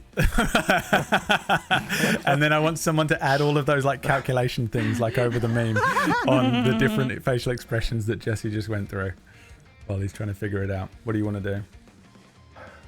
Bonus action, Misty Step back to the ground. 30 feet down and to the side so that I'm not directly under this thing, so it can't land on me. And because I'm using Steps of the Fae to do this, it's not a spell slot, which means I can still cast another spell this turn. So vanish back to the ground, Phantasmal Force on this thing. Okay. And the illusion that I'm going to create, 1,000 Toofs. Okay. Ooh. Okay, so to be clear, I Yeah. reach my hand out, you hold my hand, and then you disappear? And leave me there alone? You reach out, I take your hand, and I just look at you and okay. say, it's going to be okay. And then I disappear, and then there's 1,000 Toofs swarming. This tooth can't see them because it's an illusion visible only to me. And to the bird. But the bird now has... It rolled a -3, which was a natural 1 on its intelligence saving throw. Okay. There is 1,000 Toofs swarming all over it like an Shadow anthill. clone. Yeah. Yeah. And stabbing another. it. It's falling. It's confused. It is not a smart animal. So yeah, all of these many Toofs, just hundreds of versions of this little thing that it thought was prey a second ago suddenly appear around it. It's snapping its beak and sort of swiping its talons and trying to right itself, but falling very awkwardly as it falls at the shadow clones of Tooth here. All right, who hasn't gone? Does it take damage on Phantasmal holding Force? my heel. Is the only thing. I think the Phantasmal Force damage doesn't go off until the beginning of the creature's turn. Let me check. Okay. Me, technically. Yeah, what do you want to do? It takes damage on my next turn. Okay. Do I think I can survive this fall? Because I genuinely don't know. I feel like I'm convinced this will kill me. But for you, it is going to be 7d6 damage because you fell from 70 feet. So you tell me how you want to interpret that. I can't Prayer do of- math. Prayer of You are going to Healing get is a pretty prayer of strong. healing, but I don't know if you know that's I going to don't happen. know that, though. But what's the worst that could do? What do you mean? 7d6? What's the worst that could happen in terms 7 of damage? times 6, which is 36 damage. Is that right? Did I just do that? 42. 40. Damn it. 42. 42 is the max. Okay. Then I took the lost second away and rug my bag, tighten the bag, and I pull out my fire coil. I close one eye and I aim for this fucking thing's eye. Okay. And I'm just gonna hold my action until I get close enough in range, and then I'm gonna, which I think I technically am actually. You're in range, right? right next to it, and it's turning over. It like snaps at something in the air near it. Seems to be kind of going wild. As it turns over and you're turning over, there's a moment where everything slows down for us watching as the two of you make eye contact. You're like upside down at a strange angle as you bring the Via coil up. This thing turns its eye towards you. From its perspective, there's lots of you, but it sees you, and the two of you are right next to one another, and you can make your attack. I don't think I can do prayer of healing. Uh-oh. Is it the That's ritual? Is it a 10-minute 10-minute one? cast time, yeah. I've just looked at that. It's You 10 minute can cast still time. launch. Do you have another healing spell you can? Oh, I do, and I'll use it, but it's not going to do much. I have healing word. Okay. Then, yeah, we can say you readied that if you want. Okay, yeah, I think it's going to have to be. Okay. Is that 30 feet as well? It's 60 feet. Okay. So, let's see what Tooth does. Then we'll do the prayer of healing, the healing word, and then I think we're probably hitting the ground. So, Yep. Give me your I attack just roll. need everyone to know that I do have Featherfall, but I didn't have spell slots because we didn't rest. Do you have a bardic inspiration? Who got the bardic inspiration? I got it. Okay. Rio did. Okay.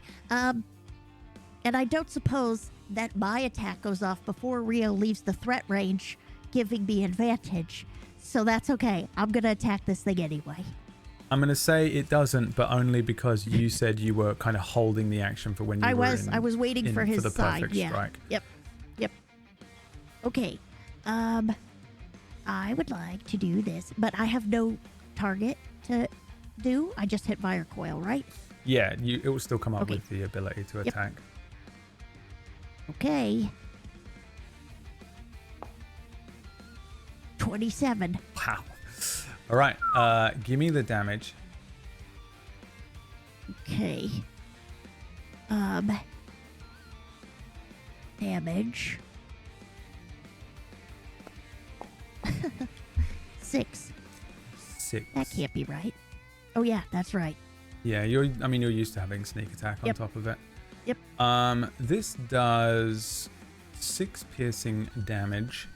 I mean, here's what I think happens. There is a as the via coil. It's this kind of wrist-bound small crossbow with a vianthrosite enhancement that launches this tiny bolt. It's almost more like a flechette at an unbelievable. It's like firing it from a gun. The velocity at which this thing is launched is insane. The fact that you're right next to its eye, you see the bolt just strike this thing bullseye in the pupil. It lets out another, and then closes its eye, and you see kind of like there's just a trail of blood that is left behind as it falls. There's like a flickering of vianthrosite purple from underneath the eyelid that you can recognize, and then we get healing word. So you can give me your healing word. Just roll the spell, roll whatever Okay. it does, and then you will It's heal not much, this but much. it's something. 10. 10. I mean, so that's pretty good. pretty I also decent. yell, by the power of saliva! Yeah, that's right. Confused me for a second.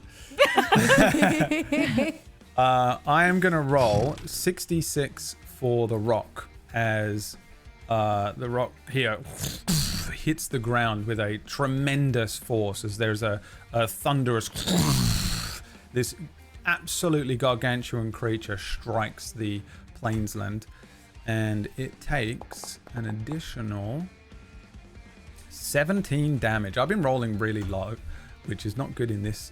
Don't say that right before you're about to roll for me. I'm not rolling for you. You are. 76, please, and this is bludgeoning can't- damage. Is there a way for me to increase with my claws on? Yeah. 7, you said? 76. Oh no, that's +7. Okay. Okay, hold on. Sorry. I have claws on. Oh my god! 23. 23 damage. This thing hits the ground. The 3 of you on horseback, well, actually, no, Rio's not on horseback, but the 2 of you that are on horseback, the horses kind of rear back. Rio, you're kind of standing there and there's a trembling. Vlad is just peeling off in one direction. Apollo avoiding and kind of doubling back, circling around. And then there's a smaller thud as Tooth, you hit the ground. It knocks you out. I'm not moving. Okay. I'll just say that. Strikes the ground. The rock wildly spins around here.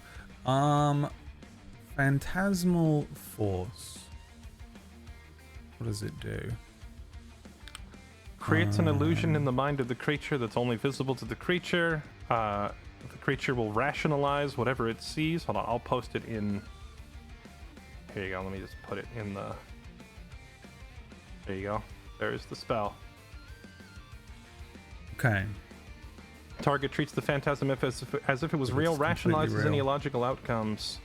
An affected target can even take damage if the phantasm represents a dangerous creature or hazard. In this case, it's, 100 tooths stabbing it. I'm Yeah, just hoping that it won't know which one to hit. Roll me a d20, Sure. please. This is just a fate die.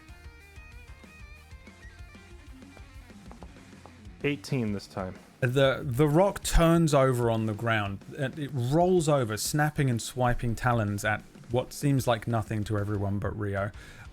For us and for Rio, you can see it biting and snapping at these just illusory versions of Tooth that seem to be crawling all over it and rushing at it and jumping. It beats its wings, and all of you that are on the ground are kind of pushed back. You see Tooth's sort of small form roll over once, twice. It beats its wings again, biting, slashing its talons. There's a moment where a wing swings very close to you, Rio, and you have to kind of duck underneath it as it... And then this thing takes off with another... It lifts into the air and then begins to fly and glide away from you, back towards the ocean, back towards where its nest is, biting and sort of turning in the air awkwardly. You sort of see that one eye, like a trickle of blood running down out of its eyelid as this thing flies away from you. Potentially only for now, but giving you a break. On the ground, Tooth lays motionless. You weren't really in combat, but you're out of combat. What do you do? I leap off my horse and I Brula cast Spare the also- Dying. Yep. I was At the gonna do exact that if same you time, the both of you do We're this. both Same like, mind. no! It's the same Yeah. exact spell, the way that you both do it at the same time. You leap off of horse and pony, Yep. hit the ground, two hands. I think this is touch, is it? It's a touch spell. It's 30 feet. 30 feet, you get within, both of you within 30 feet, and then this Spare the Dying spell goes off. You both cast the Yeah. same hand movement, I say like the to same think words. we both look and point Yeah. and both say the same thing, which is not today. I love that. Yes. Oh, so perfect. Spare the Ready? Dying, Not today. a creature Yeah. that is in range that has 0 hit points and isn't dead, you become stable, Tooth, which means you're not on death saving throws. Unless I this... had 8 hit points left. I'm sorry. Okay, yeah, I just unless dramatically this did enough makes damage to kill you. Black out the camera and scare us all like that. Tooth, you know, like you, all three of you rush over to Tooth and look like it's that scene again where the I 3 actually heads look over. Oh, okay, 2 heads looking It's over 2. Tooth, and you look up and you sort of you see the Brula's face, Alinis's face, and Tooth. You're very battered and bruised. This has certainly knocked the wind out of you, but you are alive, injured, and you see these two looking down at you. Is Rio okay? What is Rio doing? I wrote a mechanic for this character before the campaign even started. I didn't think it would happen this soon. In fact, I was going to ask you to throw a big flying monster at me at some point so I could do that exact jump in the air and smite it down thing. And it just happened on its own. Scripted show, straight up. Apparently. But at the beginning of the campaign, because of Rio's backstory, I nerfed him. I gave him this fear effect, and I also subtracted 2 strength points from his actual stats to show that he's been weakened from his stay in the other world. And my mechanic was a DC 18 wisdom save that goes down by 1 every time I try it, so he will eventually succeed. And I failed the first one, but I got the second one. If I pass the save, succeed the encounter, Rio regains half of his confidence. And then I have to do it again later, but Rio's just having a moment. I'm watching the thing fly away, and I'm just saying, I did it. And I think the bravado that I put on during the fight is kind of faded, and now the adrenaline crash is happening, and I'm just kind of in shock. But my confidence is back. Partially. And that's why I didn't run over to check on Tooth right away. It's because I'm just kind of having this emotional crash of, I can still do this. And then eventually at some point I turn and look to see them getting Tooth up. Did you make it? Rio? Are you okay? Yeah, I'm good. I'm good. sorry for biting my tongue there. I just really wanted to make sure that you guys got out okay. Ugh. Ow. Yeah, let's I not think do that I- again. I think I prefer Vlad to actually flying. Let's not do that again anytime soon. Please. Yeah. Ow. I think I broke something. So glad you're okay.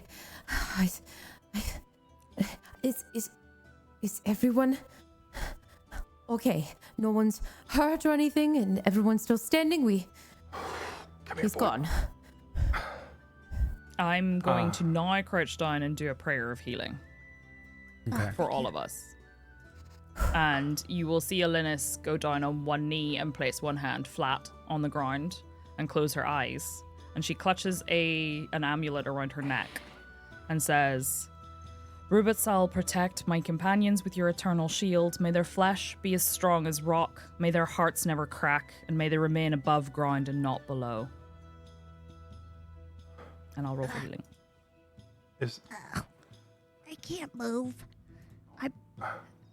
Everything hurts. It's not much, but it'll maybe keep you alive a little longer. I approach, pulling Apollo behind me, and I'm on foot, and say, we didn't really beat it. I just kind of tricked it. It's fighting some illusions, and we should leave before it realizes and gets mad and comes back. All of the horses are freaked. Vlad is like Where's Vlad? really Yeah. far away, but you can see him. He's stopped running and he's kind of like, he's over the road. You guys are on the west side of the road. He's on the east side of the road, like a couple of 100 feet further north away from you guys, just moving around in kind of circle of eights. Brula stands up. Okay, Toof, you stay here. And I'm gonna go get Vlad over there, and we're gonna bring him back, and then we probably need to get out of the way. I could sleep forever. And I just close Yeah. my eyes and I'm just laying on the ground, totally still Yeah. fucked up. Yeah. We can take a nap later. And a nap lasts for a couple of years, because then I would accept. Yeah, me too. Would you accept about 7 or 8 hours? Because I don't want to stay here too long. I open one eye and I look at you, Maria, with it, and I have the tiniest bloody smile, and I'm like, you came to get me. Of course I did. That's what heroes do. You know, what else does that? Custodians. Am I your custodian now? I think so. Dang it. More responsibilities. I That's already gotta okay. look after a horse. And I laugh, and I rest my hand on my chest and close my eye, and I go, I'm your custodian too. We made it official and everything. Oh, that's true. Yeah, we held hands for a minute, didn't we? I didn't think about that. Well, you gotta save me too now. Oh, I'm sure Next I will. next time I do something stupid. So what, in 20 minutes? Yeah, give it like an hour or two. And then I think I just drift off. I'm fucked up. At which point I also look apologetic towards Alynis and say, sorry. It's okay.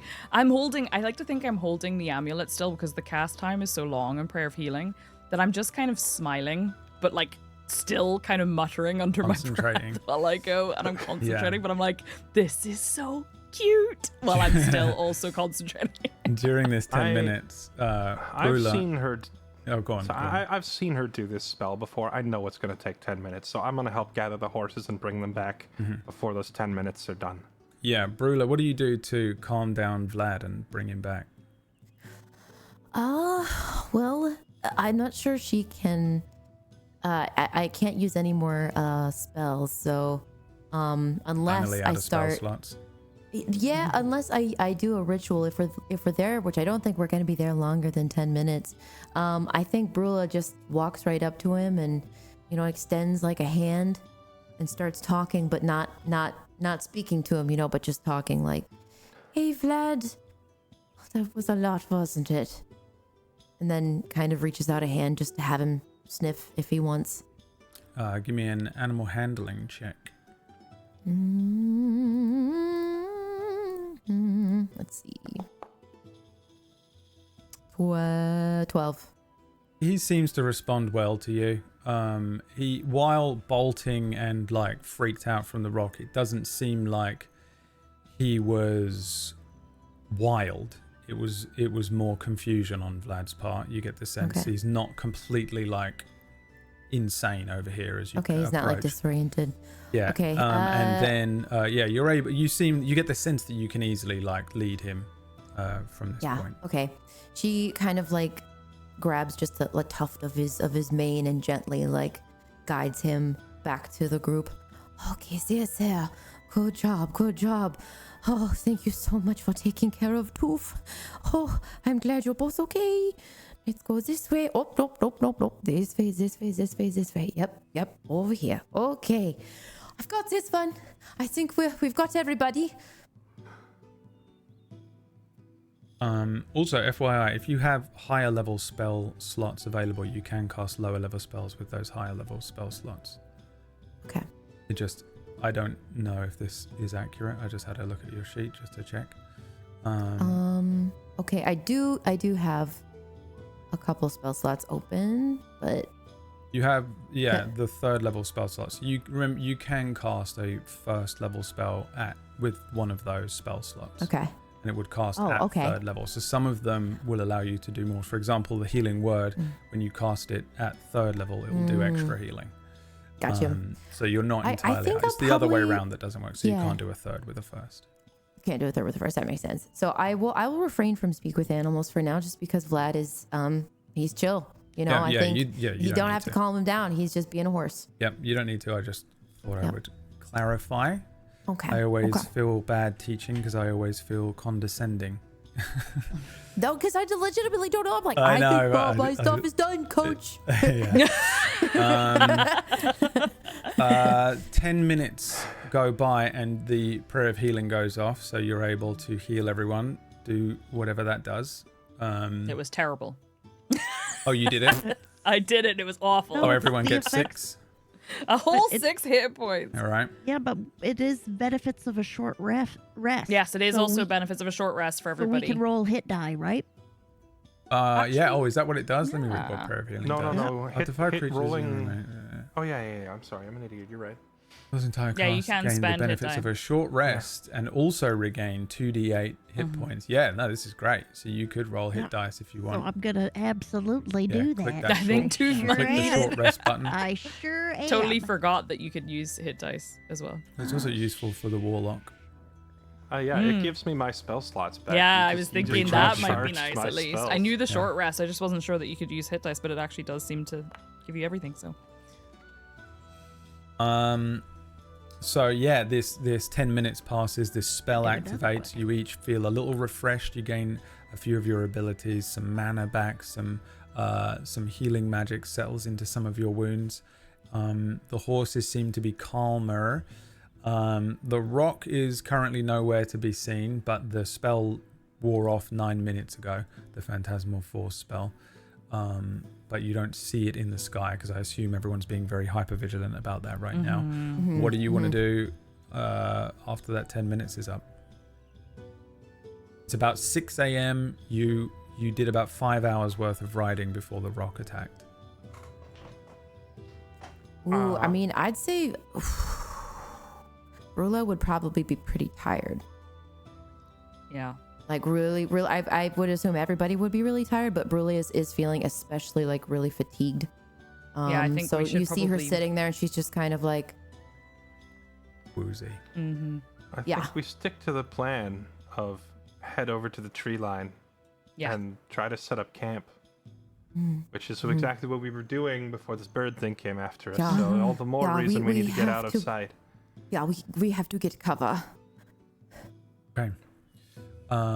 Everyone saddles back up and makes their way over to the tree line. I guess to try and find somewhere safe. I'm walking.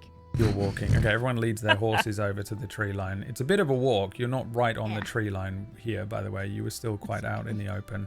But you make your way over to the tree line and then begin to try and find somewhere that seems safe, or, you know, at least, if nothing else, has significant tree canopy cover. We'll say it takes about an hour as 7 a.m. starts to roll around. Let's have another group check, another survival group check with the DC again at 25. Ooh, or is it? Hold on. Ooh. Maybe higher because you're in trees. Woof. I rolled a 7. Oh boy, I rolled a 3. Oh, yes. Natural 20, so Nice, 25. nice. All right, you did it. You did it alone. No help from the 3 of us. Yeah, you tell me. What do you find? What kind of camp do you make here? I've been here before. Okay. That 20, it better be some like tree Taj Mahal looking shit, dog. Yeah, Like- It's I a- want to enter- sleep on a bed. Yeah, it's a forest. There is certainly not a Taj Mahal here. It takes me a few minutes to find a specific trail leading into the woods, but I know where we are. And once I find the trail, I say, "There's a place we can stay up here. It's not super comfortable, but it's better than staying out here." And I will lead the group along this trail,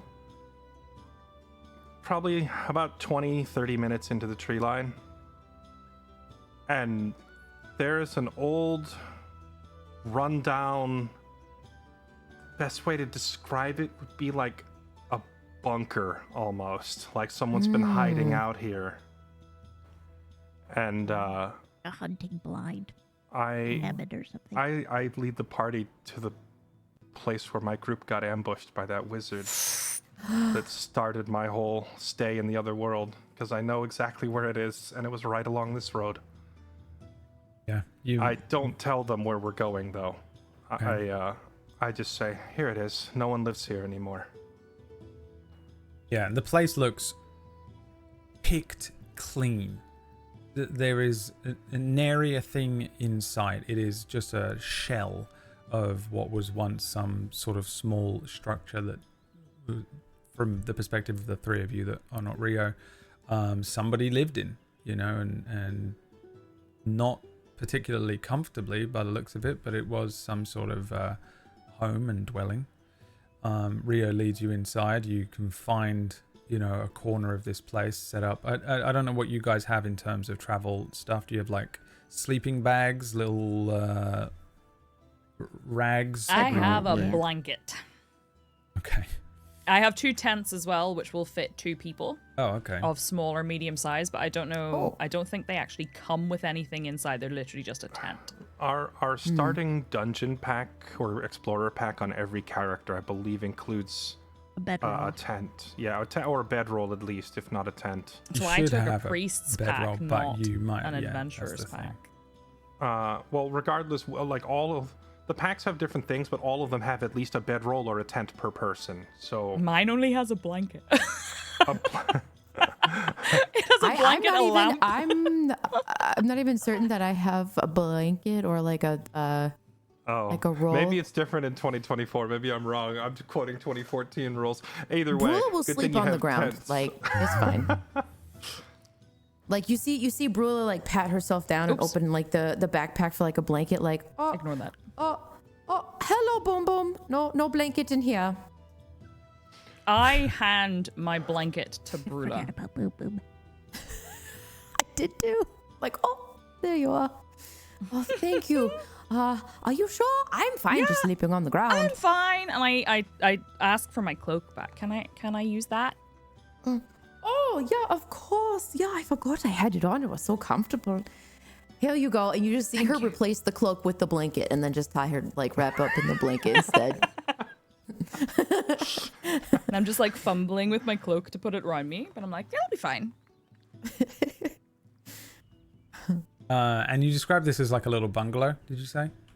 A bunker. Bunker. This was like, obviously, this is like, even though I didn't explain what it was to the other three, it's probably pretty clear this is not like a normal house. This was like a former hideout. Like maybe a bandit lived here or something, and this was their hideaway. Yeah, that's the sense you get. Yeah, it looks like it's been completely abandoned for months on end. Leaves have blown in and stuff like that, but it's comfortable enough, and it is a structure that you can be inside of rather than camping out in the woods itself. So it helps to make you feel a little more comfortable. Once you set up your beds and things like that, I think everyone probably rests. I don't know if you have a little bite to eat first, some rations. Oh yeah, absolutely. You see Brula reach in the backpack and pulls out this large bottle of Dornwald wine. Anybody? For the warmth. And she just Absolutely, yes. Here you go. Thank you. Just drink some. Figured we could use a little something to take the edge off. Definitely. Okay, you two get lit as usual, and Oh yeah, no. Brula offers it Not to the the whole first group. time. The whole Yes, group. If when anybody wants some, you can try it too. If you want some wine. The second you asked Toof if they want some wine, you'd see they laid out their bedroll and immediately fell asleep. Okay, I we don't need the wine. Rio, you want some wine? You would see me still out. I haven't come inside yet. Like I'm kind of like leaning up against the front door like a bouncer, which is just to mask the fact that I'm really averse to going inside this place, considering what it is. I'm really hesitant to go. I brought us here because I knew it'd be good for the other three, but I really don't want to go inside. But I'm covering that by instead trying to look tough, like I'm guarding the door. But I'm just I'll I'm take just the scared to first go watch. inside. Yeah, exactly. And I'll say, I think I need to stay sober. Someone's got to keep an eye out, right? And my magic comes back real quick, and I didn't take any hits in that fight, so I'm good. Oh, okay, well, suit yourself. If you want to switch places, you just let one of us know. And then she takes another huge swig from the wine. Right? Yeah, I'll come get you for second watch. I sort of linger by the doorway. And I feel like I would sense that something's not right, but not know what. And kind of, I think I'd relate it to the fact that I noticed that you didn't come with me when I went to retrieve Tooth the first time, but that you've kind of gone through this whole confidence kind of building a little bit. So like, that's a confusing set of feelings. Yeah, you're getting mixed. There's some back and forth turmoil going on in my head, and you And I'm definitely like, know it. I get that. I don't know what it's like. I think that's probably what it is. So I just sort of peek outside and go, Rio, are you good? I'm the best. Yeah, you are. Do you wanna take first watch? I can take second. Sure. Yeah, I'll come wake you up in a couple hours. Okay. I'll be here. And then I just step inside. Okay. I absolutely lied, and I let them all sleep. Okay. I figured. Everyone make me Constitution saving throws, please. A saving throw. Yes, Oh please. no. Sorry. Oh my goodness.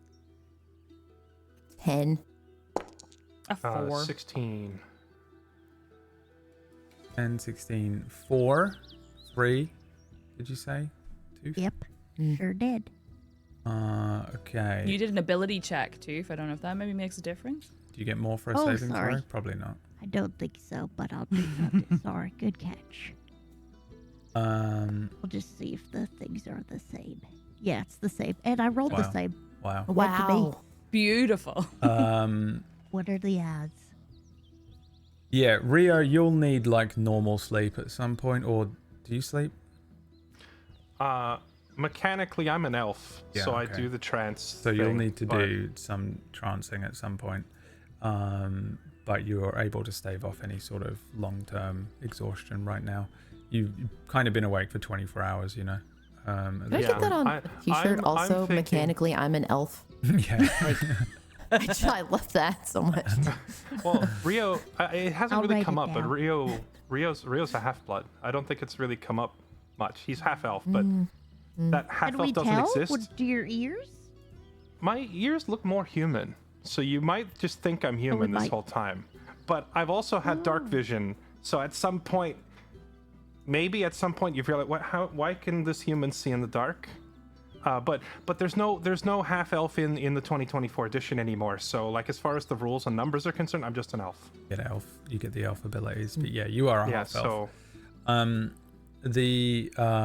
So you'll still need to trance or sleep or whatever you want to do to rest at some point because you're pushing it a little bit, but you're gonna let them I'm not sure how long I can go without sleep before I hit and like a level of exhaustion. I'm just thinking back to my own college years of busting out all-nighters on demand without it hampering me too much, and I figure Rio's probably fit enough I can get away with it once, but if I need to roll for like exhaustion or something, I'll do what I gotta do. Yeah, I think you can get away with one night.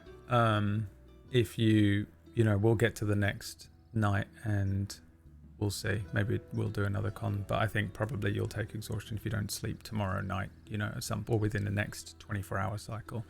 That's fair. Tooth, roll me a d4, please. Okay. 1. Brula, roll me another con save.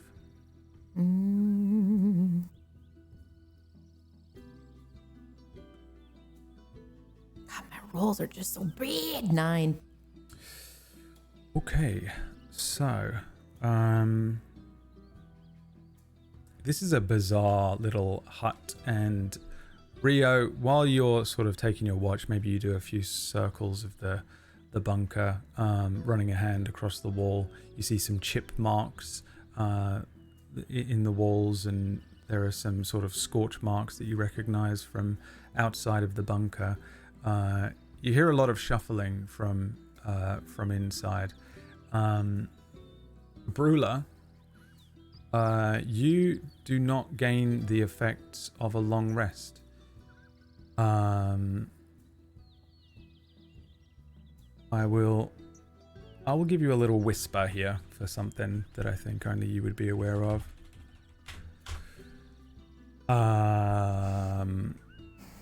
Which is this thing.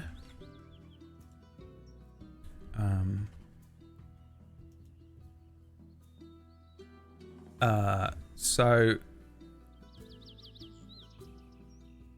you guys, do you want to sleep for the full 8 hours here? The two of you that are sleeping, Tooth and Linus, or do you sleep for less than that and then rest? I think I normally sleep for a full rest, like as in I would take a long sleep as Linus, but I think in this particular situation and with everything that's been going on and the fact that I'm very aware of how much danger we've been in, I think I would have a shorter sleep. Okay. I'm gonna do the opposite. I only need 4 hours, but I think after everything that just happened, I sleep unless somebody wakes me, I sleep the whole 8. I'm just going to progress the clock 8 hours, so that it would be about 3 in the afternoon at the end of your long rest. But if you wake up earlier than that, and as long as you remain in a restful state, you will regain the effects of a long rest. So Tooth and Linus, and actually you didn't do anything, you just were on watch, but while you didn't sleep, you did rest for the full 8 hours, Rio, so you get the effects of a long rest as well. Okay. So the three of you are long rested. I would barely even quantify what I'm doing as actually keeping watch either. That was just my excuse for not going inside.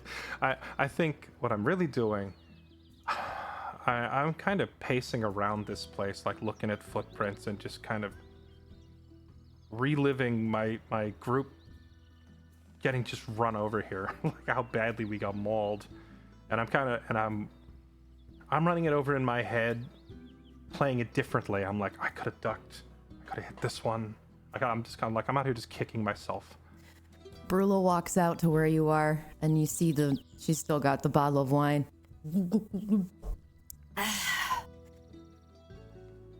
What's going on, Rio? Why are you still out here? Shouldn't you be in bed? Oh, I forgot to come wake you up. I'm sorry. Oh, no, that's okay. I haven't been able to sleep. I think it's because it's the wine, probably. You know, it makes me a little toss and turn. Hangovers are rough. It's probably not the best if it's been a long day, but you feel better, right? Yeah. I can't believe we are here right now. Well, we should be out there. Instead we're in whatever this place is. It's cool though that you know where it is. It's funny how life brings you to some weird places sometimes. This is actually the farthest north I've ever been. Yeah, I was here once before. And then we went back. You see her take a swig. What did you do while you were up here? It was a training exercise with the Fighters Guild. Yeah, we came out here and spent the night, camping in the woods. Boys' night. Oh, boys' night. Yeah. How fun! Did you roast any good meats? Yeah, it was delicious. We had a whole flank of pork. A flank of pork! Oh, I love pork so much. It's been a while since I've had a good campfire meal. The last one that we did. It's a giant octopus. Oh my gosh, you remember that? Oh, I do. Yeah, the octopus. It was pretty good, actually. Yeah, it was. It's not, it's not too bad as to have it grilled, I guess. And you see Brula look at you very, all of a sudden, she kind of leans in. You're going to stay with us, though, right? She's kind of wobbling a little bit. You're going to stay here. You're not going to go away. Not if I have a say in the matter. Okay, good. Because we really like you. Toof was every day, Toof was looking for you. I thought, you're just doing Fighters Guild stuff, but Toof was so worried. I mean, we all were. But especially Toof. So you should really think about that. Since the next time you want to go off somewhere, just let us know. Yeah, next time I choose to go somewhere, I'll give you a heads up. Yeah, I didn't come out here to bust your ass or anything. Just thanks for watching everything while we're all in there. I've had a lot to drink. Come here. I'm gonna stick around, all right? She puts her head on your shoulder. And it's, the remarkable size difference because she's obviously a dwarf, but she just kind of... Why was this such a hard trip so far? We're just riding horses. Why does it have to be so difficult? We're riding horses with, a big, powerful organization and then random monsters trying to kill us. That does put a damper on it a little bit. But hey, you did great back there. Everybody lived. That's what matters. Hey, so did you. I wasn't the one that appeared in mid-air to slay a giant bird. Oh, man. I don't know how Huh? you do it. Glug glug. That's Alinus- impressive. Alinus said to get the ball. So I got the ball. A true sportsmanship. You're competitive with yourself, Rio. Life's a game, Brula. Some people just don't know they're playing it, and some of us play a little harder than others. Yeah. And she just shuts up at that and looks at the horizon. Yeah, a few more hours pass. Alinus comes to consciousness. Tooth eventually as well. And who wants to roll me 2d10? I'll do it. Sorry, that scene made me a little emotional. 11. 11. Well, 2d10s. So it's a Magical 2 and a 9. Okay. Right. I come out with goggles on, and delicately Murple's holding the lost second, and I'm looking at it with the goggles on. And I come out. Are you guys outside, or are you resting? I think by the time This is a you couple wake of hours up, later, yeah. Okay. yeah, by the time you wake up, unless Alinus had something to do in the hours before that, but otherwise, by the time you wake up, I think I have finally, forced myself to walk inside. And so by the time you come to, I'm standing in the back room of this place, like a storage room, kind of. And since the whole place is cleaned out, there's just an empty, crappy wooden desk with nothing on it. And you would find me just kind of staring at the desk. Shit. Can I activate my horde sense? Absolutely, you may. Okay. Let's see. I think I have to roll investigation. Let me just check here. Investigation with advantage within 90 feet. Okay. It happens without me meaning to, but I'm gonna do this real quick. 19. Ooh, roll me a d20.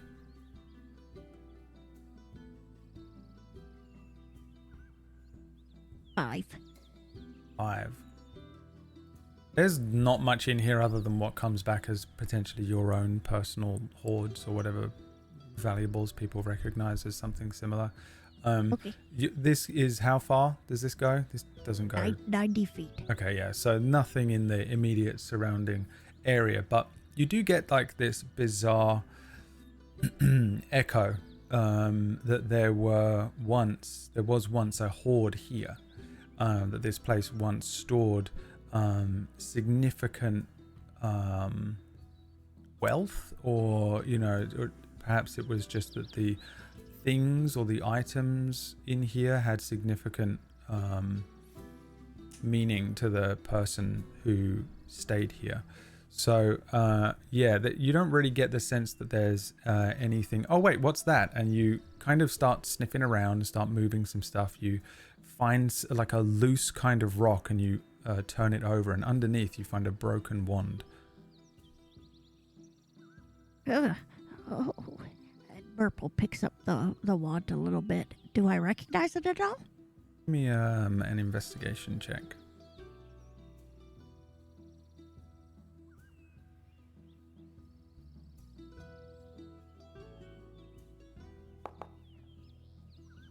$12. 12. You recognize that it's broken, but it's a wand of magic missiles. Oh, If you can I fix it, it will work. of course. Shut the front door. I don't think this counts, though. Hold on. The goggles fix things, but I think it's only mechanical stuff. Anyway, Murple's holding this it's like happening subconsciously, sort of. Merple like picked this up and brought it over, and I looked at it and I went, oh. But I did notice Rio, and I'm reaching into rug my bag, and I am pulling out goggles, and I'm like fastening them on as I walk over to Rio, and I just start talking, even though your back is to me. Rio, so I was thinking, I bit my tongue just a tiny bit, but I really did try to get the lost second working, and just for some reason it just didn't want to listen to me at that time. But I was thinking maybe I could use goggles to try to figure it out. What do you think? And I'm pulling the lost second out with Merple. This is a nice place that you found. I don't think I really got to thank you yesterday either, just because of everything that was happening, and I was overwhelmed and tired, but I'm feeling much better now, so thank you for rescuing me. Yeah. Are you okay? I think in my own head, there's just a flashback of me walking into this room. I'm still young, so I can't really say when I was younger, but yeah, prior to what happened to me, so probably a little bit more naive. Already rattled though, because we had just come out of a fight, and I'm just visualizing myself the first time I was here. I came in the room and it was full. There was loot all over the room. Not wealth. Not wealth per se, not gold, but random artifacts. Just like a horde of knickknacks, magic charms, totems, wands, you name it. All kinds of random wizardly stuff. And I'm remembering running into this room and looking at it all and then seeing like a black star coin of some sort just levitating above the desk. And I remember saying, "Hey, Sarge, I found it," and grabbing hold of it and starting my unwanted stay in a different dimension. And I'm just sitting here watching myself do that on repeat. Just, why did I touch it? Why was I so stupid? Rio? Huh? Oh, You're hey, holding Toof. your hand out. What's going on?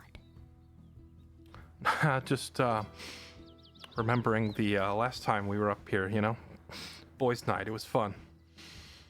I rolled a 22 on my insight. Will you allow me I to? am so Yep. full of it I figured. that you can see I am reliving a horrible moment. And I'm pretty sure I told you after I came back that Yep. I had gone north with the Fighters Yep. Guild to collect a bounty, and we got into a brutal fight. So Yeah. I I am also know absolutely you full didn't of it, really and you go know many places. So yeah, okay. Yeah. And I did roll a 22 insight check, so I'm yeah, gonna roll you with it. you know. Okay. Then, and you're standing there a little bit with your hand out in this room? Yeah, I was kind of Okay. like looking towards this desk in the corner, and then kind of snap out of it. Hey, good morning. Yeah.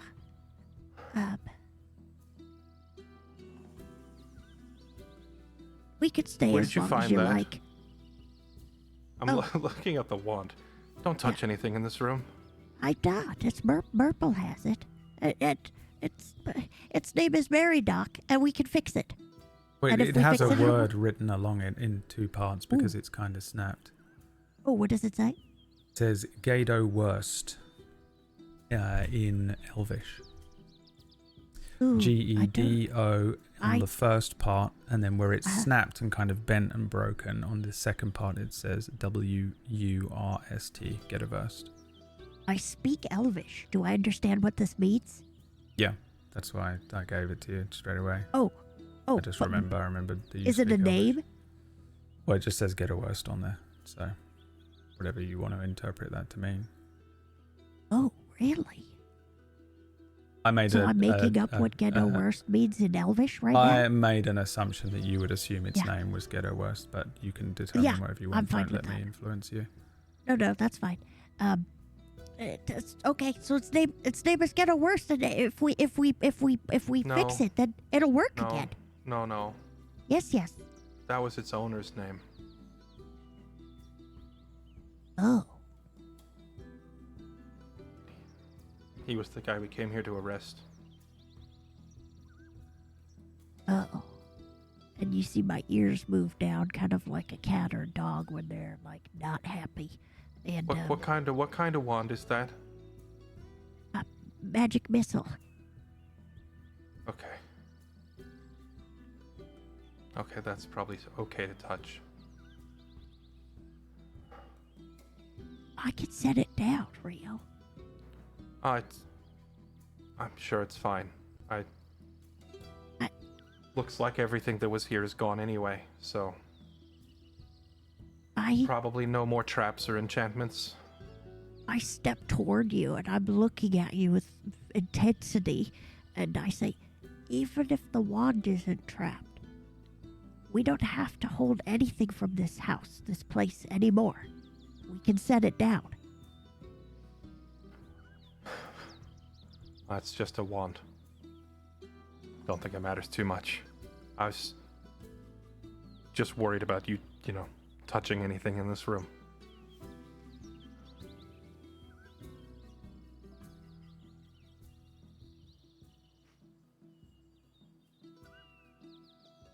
We can sit here, if you want, for a few more minutes. I've already been in here for half an hour. I'm kind of glad you came and snapped me out of it. I should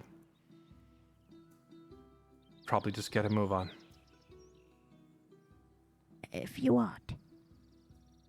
I Are you feel gonna like be okay? Can't change the past, right? No, we can't. So we just look to the future instead. I'll be okay. Just, you ever wish you could go back and relive 3 seconds of your life to do something just a little different?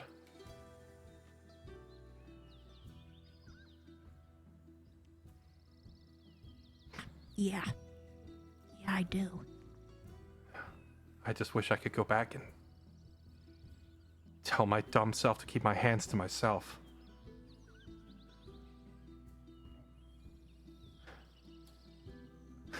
I should become a guesto. Just don't touch anything. Hey, you wouldn't have been in my predicament. But if you hadn't touched it, Rio, if you had kept your hands to yourself, I don't think you would have been able to save me yesterday.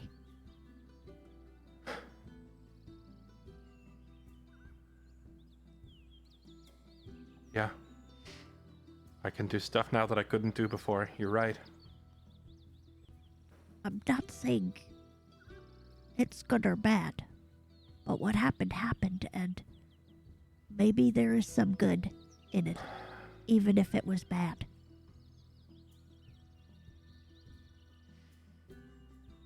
Yeah. Maybe I'll think of it like a extended training camp. I learned how to jump real high. You saved my life, Rio.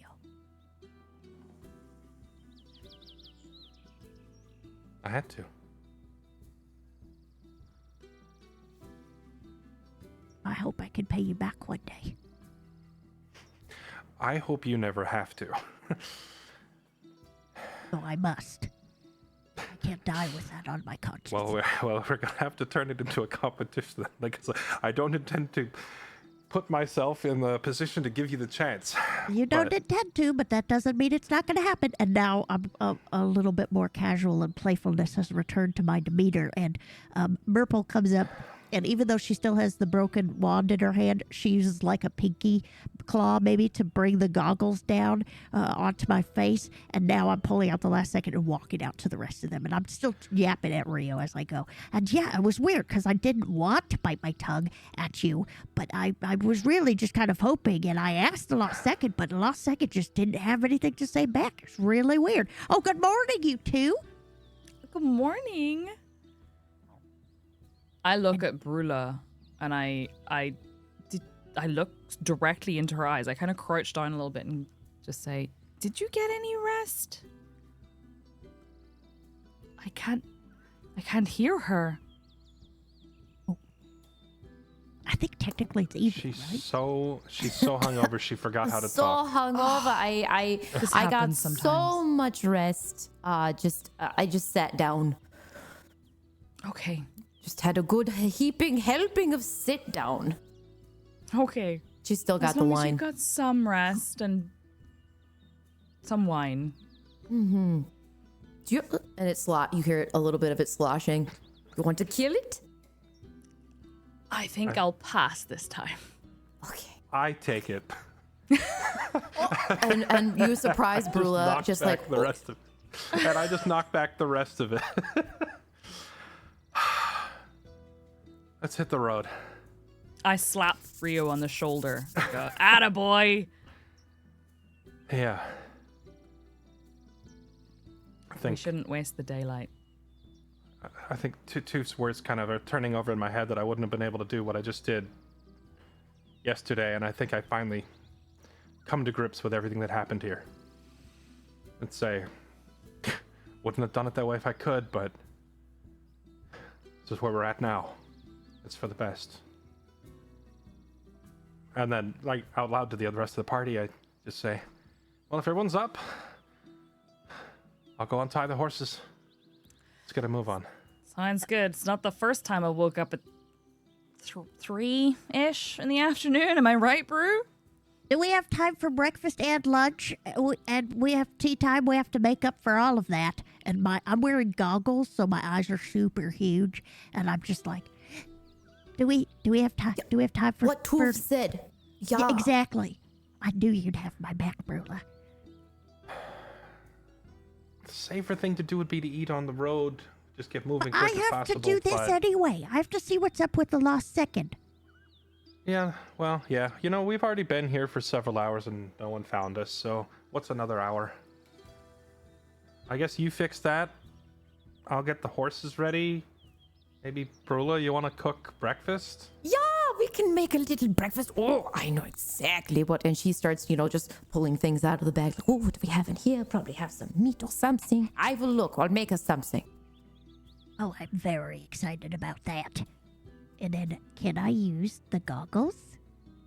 You can next week, as we Holy shit. we see you kind of peer over the lost Oh my god, second. it's 5 o'clock! You see Brula begin to like pull varying things out of a sack of rations and varying foods and stuff. Rio heads towards where the horses have been tied overnight, and Linus is wandering around there somewhere as well. So, I think I'm looking for mushrooms. Oh yeah, you're outside finding some garnish. I couldn't Yeah. think of what Linus would be doing, so I was just like, yeah, she'll make her She'll figure it out. No, I'm looking she's for finding mushrooms mushrooms. 100%. I can't Finding- guarantee they're not going to be psychedelic, but I'm No. going to try real hard. We're gonna find out Holy next shit. week. There we go. For another Thanks deadly for, encounter. for another deadly encounter. While high on mushrooms. Thanks for playing, players, and thanks for watching, watchers. This has been, I think, episode 8. This is 2 months of this show, when really it's kind of been 3, and also we took 2 weeks off. So this is the longest campaign I've ever run. This Friday we have another show starting up. It's a short form thing that's a bit of fun, in which we have a different GM every single week, and also the GMs sort of don't really know what they are GMing, because it's sort of a game of telephone between the GMs, in that they're going to pick up from where the last GM left off with only the previous GM's notes, and they have to just like go into it. And all of the different GMs have different levels of skills. Some of them have never GM'd before. Some of them have GM but never GM'd on Tablestory. Some of them have never even played, I think. And it's entirely up to them how they want to do it. So we're doing that on Fridays here on Tablestory. It starts at 7 p.m. UK, which is 2 Eastern, for the next 8 weeks, an 8-week run of that show. It's called Past the Tablestory, and I don't have an ad loaded up, so we're just going to get out of here.